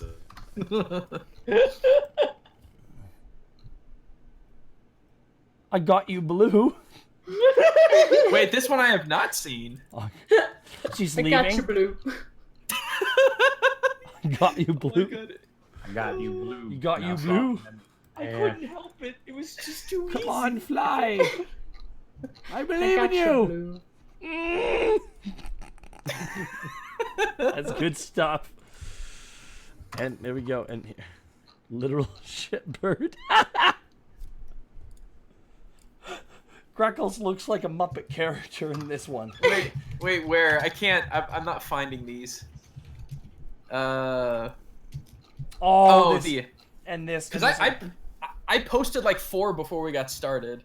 Oh man, and this wonderful hug with Greckles and Sully. Oh. We have a lot of panic this round. There's a lot of panic. Really? I mean, Oh, well, it's everyman and panic, I guess, technically. That's Panic's always in a shock if you think about it. Reminds me of the reminder of Necropar's Ove puts Borky into an eternal seething rage. It's good fan art. Thank you much from @Bowler156. Thank you so much.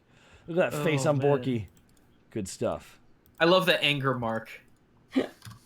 Oh dear. Whoa, Oh, dear. Fathom the Drunk missed the meme stream, but loving this even more. Tell Deckard I said hi. We go way back. Ah, Fathom the Drunk. I remember you, you goddamn drug addict.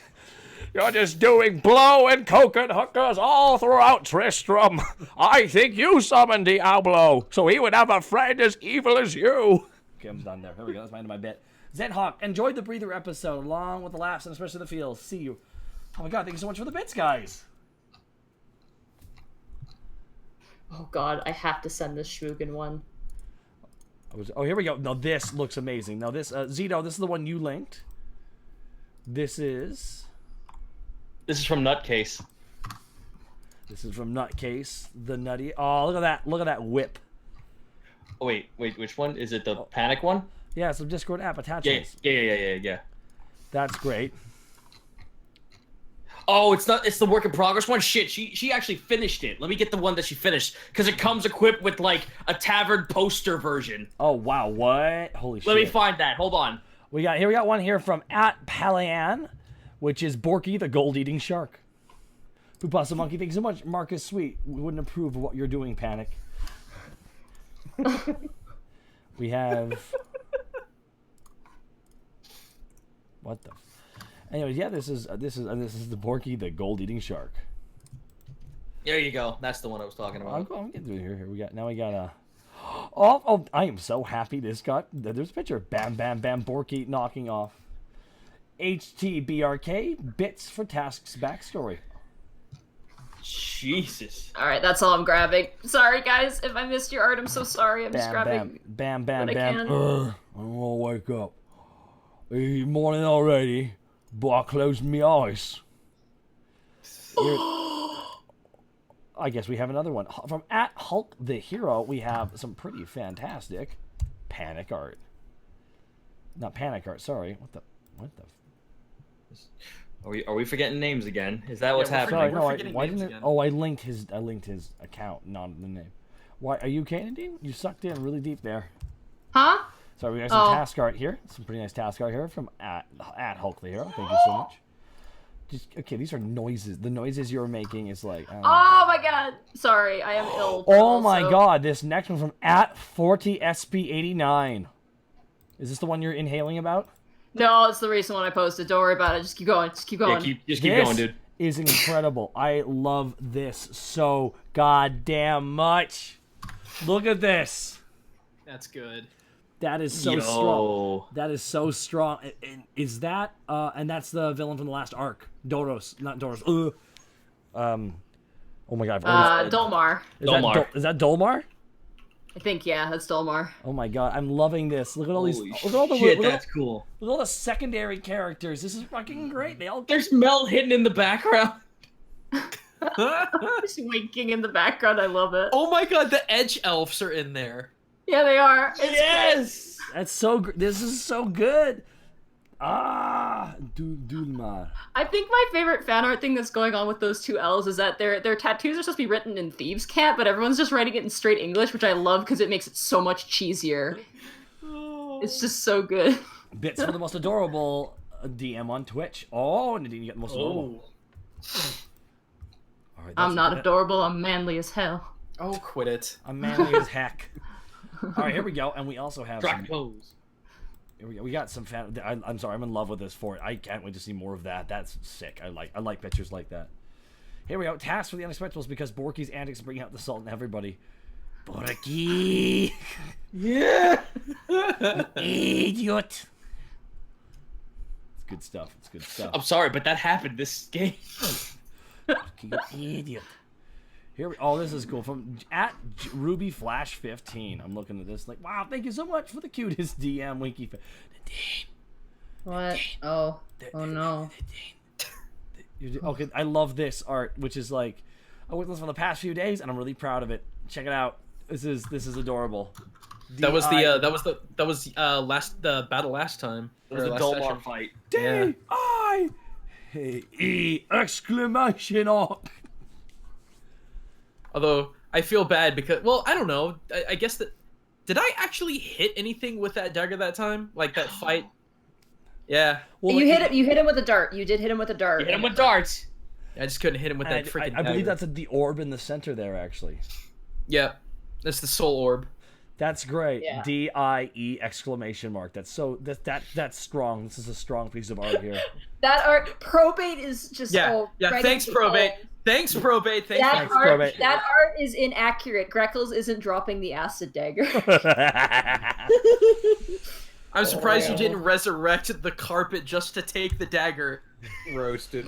I want him to come back now and just slap you across the face and then waddle out.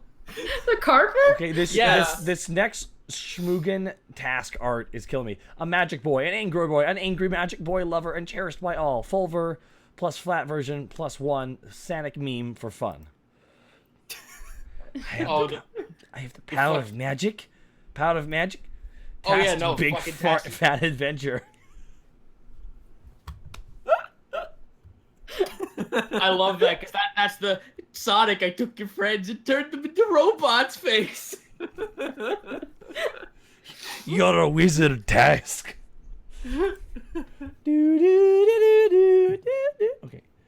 Oh, here we go. This is some fun from at Pelian.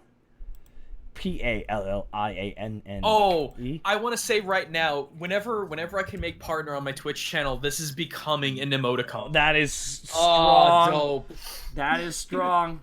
That is strong. That has literally been me for the last 2 sessions. I love all the different feathers, like just the added like poofiness of it. Oh, you look quite fluffled there, Greckles. You having a bad day? Shut up, Borky! It just all of a sudden just see off screen. You just see like literally a green arm with gripples. I'm sorry, you're having a bad day, Greckles. Smack it out of the hat. Why would you? Oh fuck! I can't believe you've done this.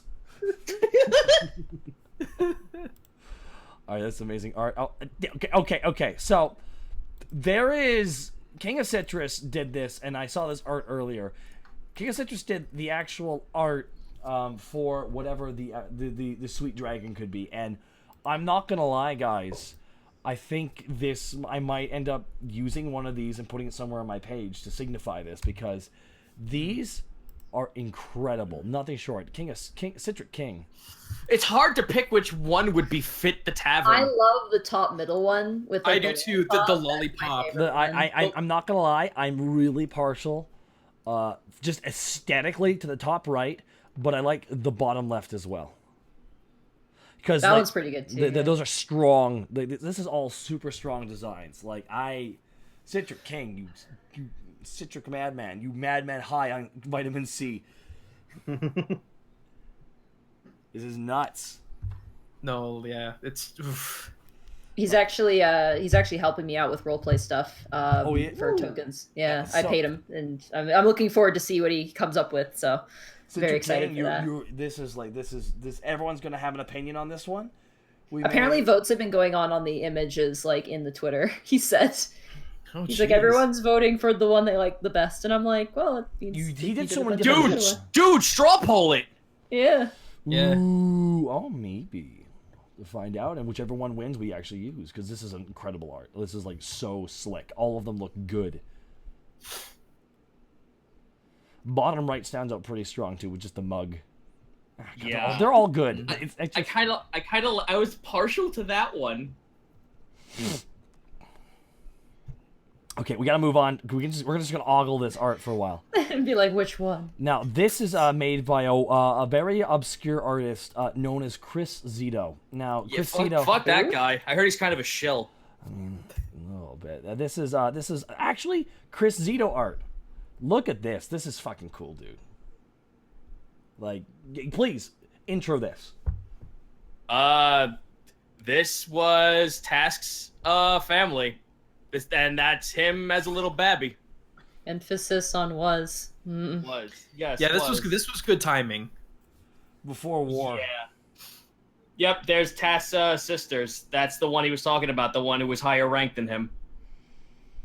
And of course, just for the sake of feels, the little babby sister. Oh. It was really in her little mouse ears. They're so cute. I like the text you added to it. Yeah, that looks really slick. Oh, but yeah, so the task. I'm sorry, the task. Listen to me. The fucking the font I used is actually the draconic font for D&D. I was wondering if that's what it was. I'm glad to hear that it is. Which is why for Task I kind of blotted out his real name, because I knew someone out there would be able to translate it. And I was like, I am not taking that risk. That's some strong lore burial. That's buried deep. There we go. Now we're gonna scroll, and this is like, find out who. Oh, this is good. Task being a big brother, and then the smile on her face. It was that one. Kill him. Yeah, no. I was just someone in the comments said something about like I can't understand why she would have that face, and I go, why would she be upset? Because she knows that her brother's gonna fix everything. Aw. And then here we go.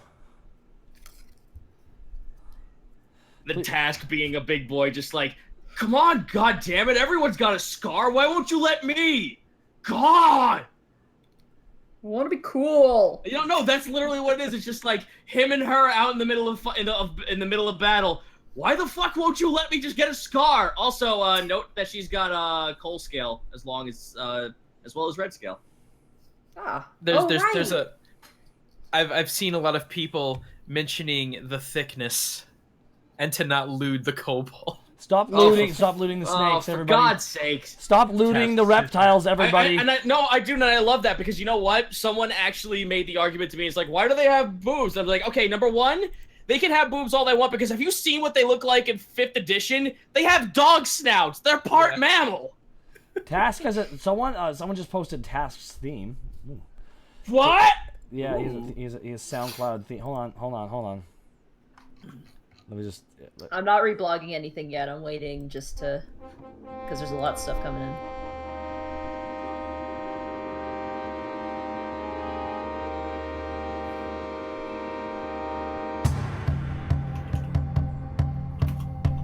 This is actually decent.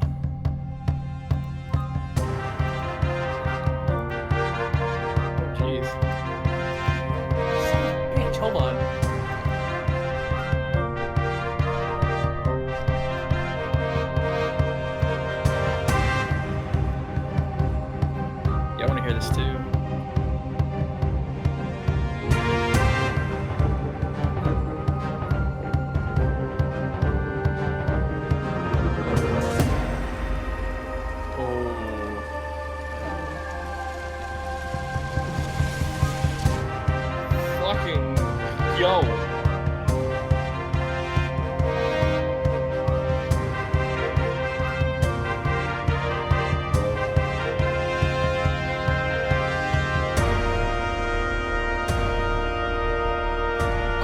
loops too. That's great. It has the fade out, but it has a loop in it. We gotta get the link. We gotta get the link for people in the chat. That's totally good.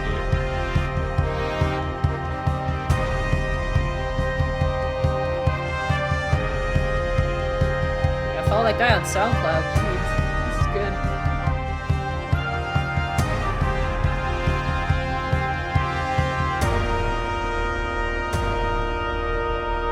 Chill. Someone in the chat saying chill about posting the fan art that I got for the thing that I'm playing. You chill! Zito, some people have no chill. So I just want to play that through. That was really amazing. Thank you so much for that. We also have another piece of art here. This is by @DNetsE. This is the Sweet Dragon, and just some fun. These are some fun pictures. Okay. I love how Well, I love how 2/5 of everything is just my failure of last session. It's okay. It's okay. Everyone's gonna have that session. I'm scared of that session for me. I also love Gripples at the top left. Is that Gripples? Yeah, it's Gripples. Okay. Fail. Gripples, I don't know if I should kill. But Gripples, what should I be doing? Kill them all, Borky. Kill them all. You're so funny, Gripples. I'm not gonna I think do the it. mug. Oh yeah, the mug says "Thanks, Monty" or something on it too.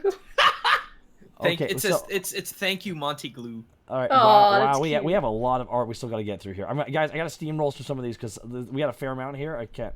And my lights are act up a little bit. Just go. I just want. Okay, so we have coming here from @Nicky Square, Nickett Square. Sorry, Nickett Square. We have Nickett Square here with sketch dump some of scenes that made me failing to make Sully's armor look nice. Looks very nice though. Oh, this art is really good. God damn it, Bashonen Greckles. Hell yeah, boy! So this Dab all over that. I love it. I love it. I saw that and I was so happy. Is that like who's kissing Task's hand? I don't know who that is. I think that's Everyman. Task. You keep confusing me with Panic. I do. Dude, it's late. Fucking give me a break. Dude, we all look the same. Wow. Wow. Oh yeah, well totally, right? Okay, we're about to get some from @Palian again. This might be one of my favorite Panic Grimtongue pieces of art.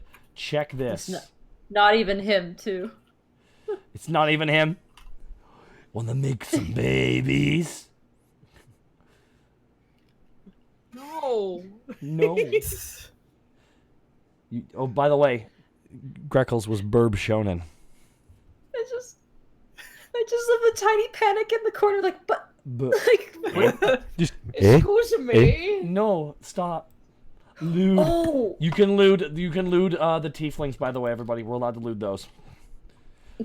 No, we have this is from this @Lord Terraclips, some physical fan art, and check this out, guys. This is the clay version of Mike Crank infused with Dulmar. I knew I had to try and make something when I saw that amazing art. Fuck yeah! Yeah. Super cool, man. Thank you. I can't. No, continue. I'll say your piece. Oh no, I was about to say, I like this. Is it? What I want to ask is it going to get painted and fine tuned? Yeah, I'd love to see this painted. Well, we'll have to see. But thank you so much. We're gonna keep moving on here, guys. Sorry, we gotta keep trucking here. Yeah. From @Devious Shadow, you've been thunderstruck. Panic Grimtongue.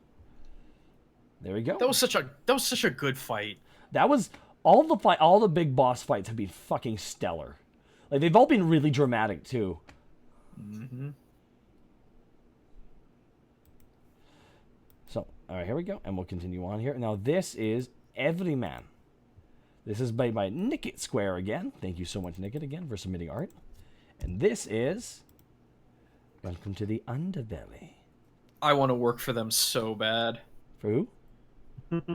For Everyman. We can't say he or she because it's completely unidentifiable at Yeah. this point. All right, now we have some amazing.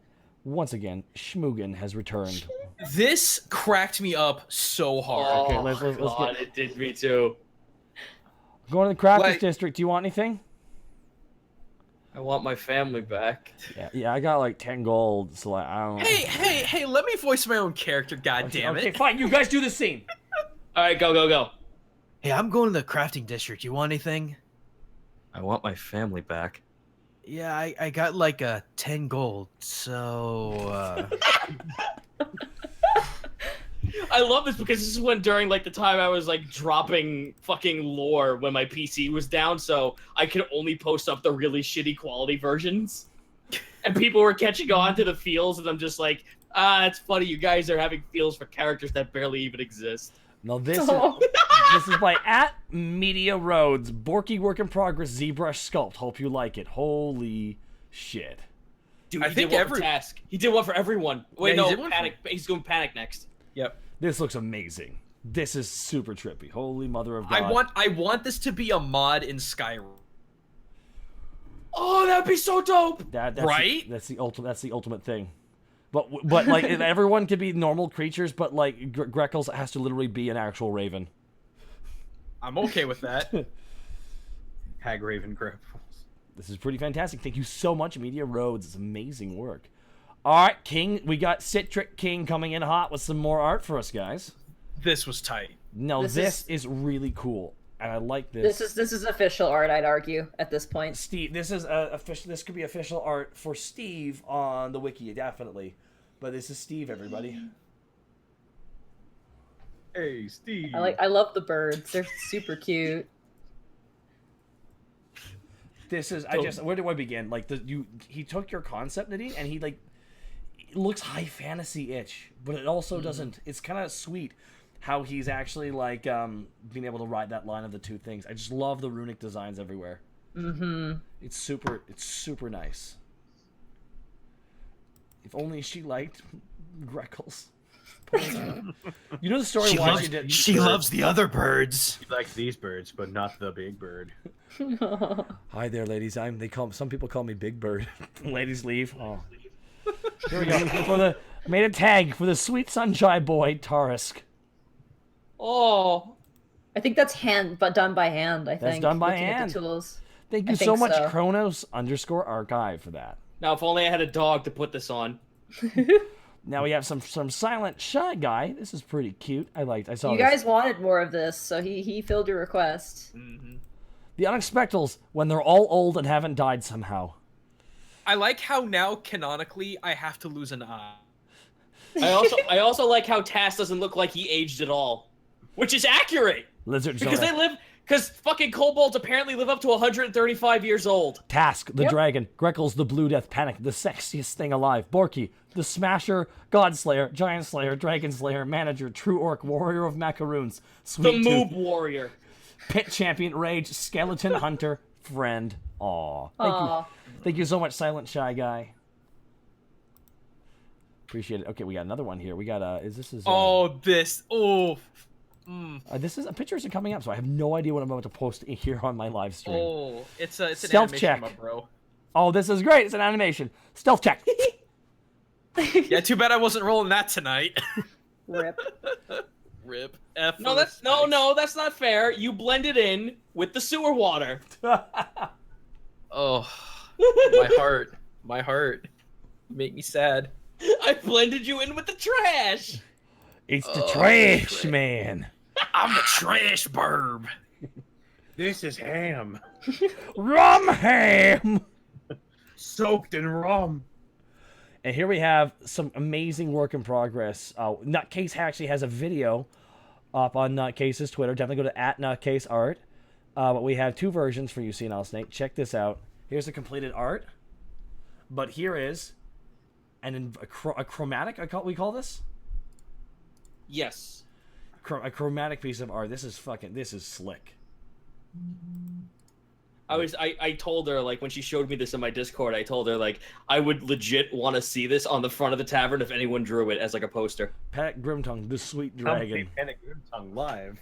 See Panic Grimtongue live, please. I don't know why you have to ask so nicely. His music's very pleasant. It's like very pleasant music. I'm not just saying that because I'm his manager. I'm saying that because I actually believe it. Yeah, I'll probably have to make that my phone wallpaper. That's pretty sweet. It's really good. Inspired by Jay Brooks' first animation, but with cloth, smoke, birds, and etc. Lights poor, better than nothing. This is look at this Greckles animation. Are you seeing this, man? Oh yeah, yep. I need a copy of this GIF, and I can't rip it off of. YT Dinoma, thank you so much for what you have done. This is really cool. Oh, you actually have a GIF about your progress. This is sweet. Thank you so much, Thank you so much, ATRBRK. But yeah, this is amazing, Dinoma. This is pretty sweet. So definitely give him a follow, dude. Maybe he can send it to you through DM to you. Yeah. It's pretty fantastic, dude. Thank you so much for the art. Oh, we got a bunch here. Let's just quickly get through them all. The one by Mr. Nobody. Oh, At last he rises. Jesus Christ! Jesus Christ! Oh my god! Oh my god! Right. I am reminded of the Futurama episode when they go to the Penguin Preserve. Okay, now, Mr. Nobody, this is how I will always imagine it whenever he gets summoned. It's just, my god! It's like blood comes out and forms the body. It's like the Dark Lord coming. To reap the sinners. I'm That's fucking horrifying. My god, Mr. Nobody, this is amazing. If I can have gifts on my page, I would have that be just do like that. The Shine, the Unexpectables. This is so goddamn amazing. Or I'm actually definitely retweet that one on the main channel. Oh yeah. I'm waiting waiting until the animation is so fluid. Dude, all of the animation tonight has been really solid. I don't even know what to say. Wow, damn. I know, man. It just when I see fluid animation like that, I'm just like, oh my. Cripples is the Let's keep it going. Unexpectables. So we got some art from @Schmoogan. Everybody on Twitter, definitely give them a follow. Pick one. Listen. Does it count as a weeb shit if it's meant to be a shitty meme joke? Okay, here we go. Go for it, Task. it's not like I'm giving you this money because you're my friend or anything, Civ. Confirmed. Task is tsundere. Poor Doros. Doros is just a nice guy. Oh, I'm so happy I got that insight check. you got it by like 2. Here we go. Yes. This is great. I'm gonna please read Goomba. I kind of can't because the stream got borked, and Oh, at least it was borked for me, and now I'm just waiting to sit through the ad. I'm gonna go check on Sully. I'm right here. His facial reaction is amazing. Like, oh shit. Is this linked in chat? Yeah. It's Yeah. moving, yeah. Oh, why can't I freaking? Here, I'll post it again. For And you. I am going to make this my background. The next Okay, one. I got it. This next one we have here, it will be my background. And this is great. I got a long way to go to get good, but I am still practicing at 7 Johnny 7 Doom 7. You're pretty great right now, dude. Son, this is pretty fucking good. This is pretty damn good, dude. This is pretty solid. Yeah. You feel proud of this because that is exactly how I envision Borky looking. That is exactly how I envision him. This is What is your charisma, by the way? pretty high. With Borky, well,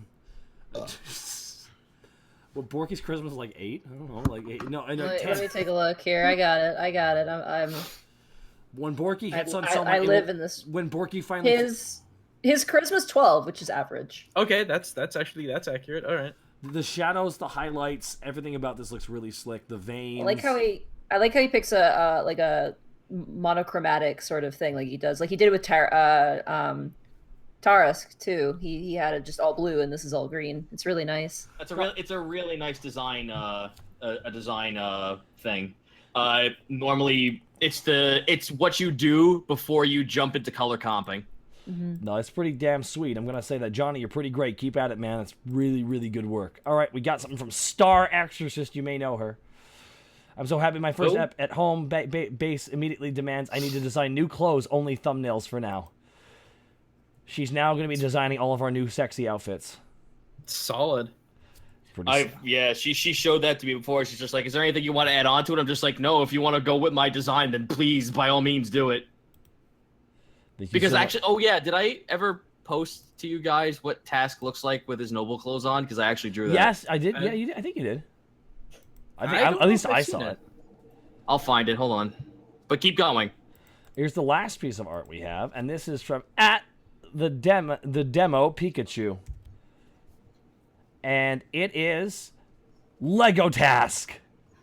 It's so cool. That's so fucking rad. That is sick. Here you go. I found what I was talking about. Oh, thank you so much for this. This is super trippy. I did not. I think you did this in a builder. I guess. Yeah, I online, think so. On the online builders. Yeah. And here is okay. By the way, I love Regal Task. It's really adorable. And here is small Regal. Look at that! Look at that little guy. Oh. Look at him. That is super adorbs. We only got one more there. Just got sent in.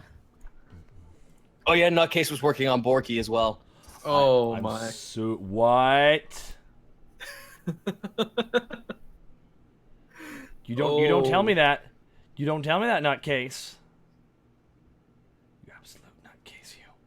I'm super Man, upset. see, I gotta go back and listen to that entire episode.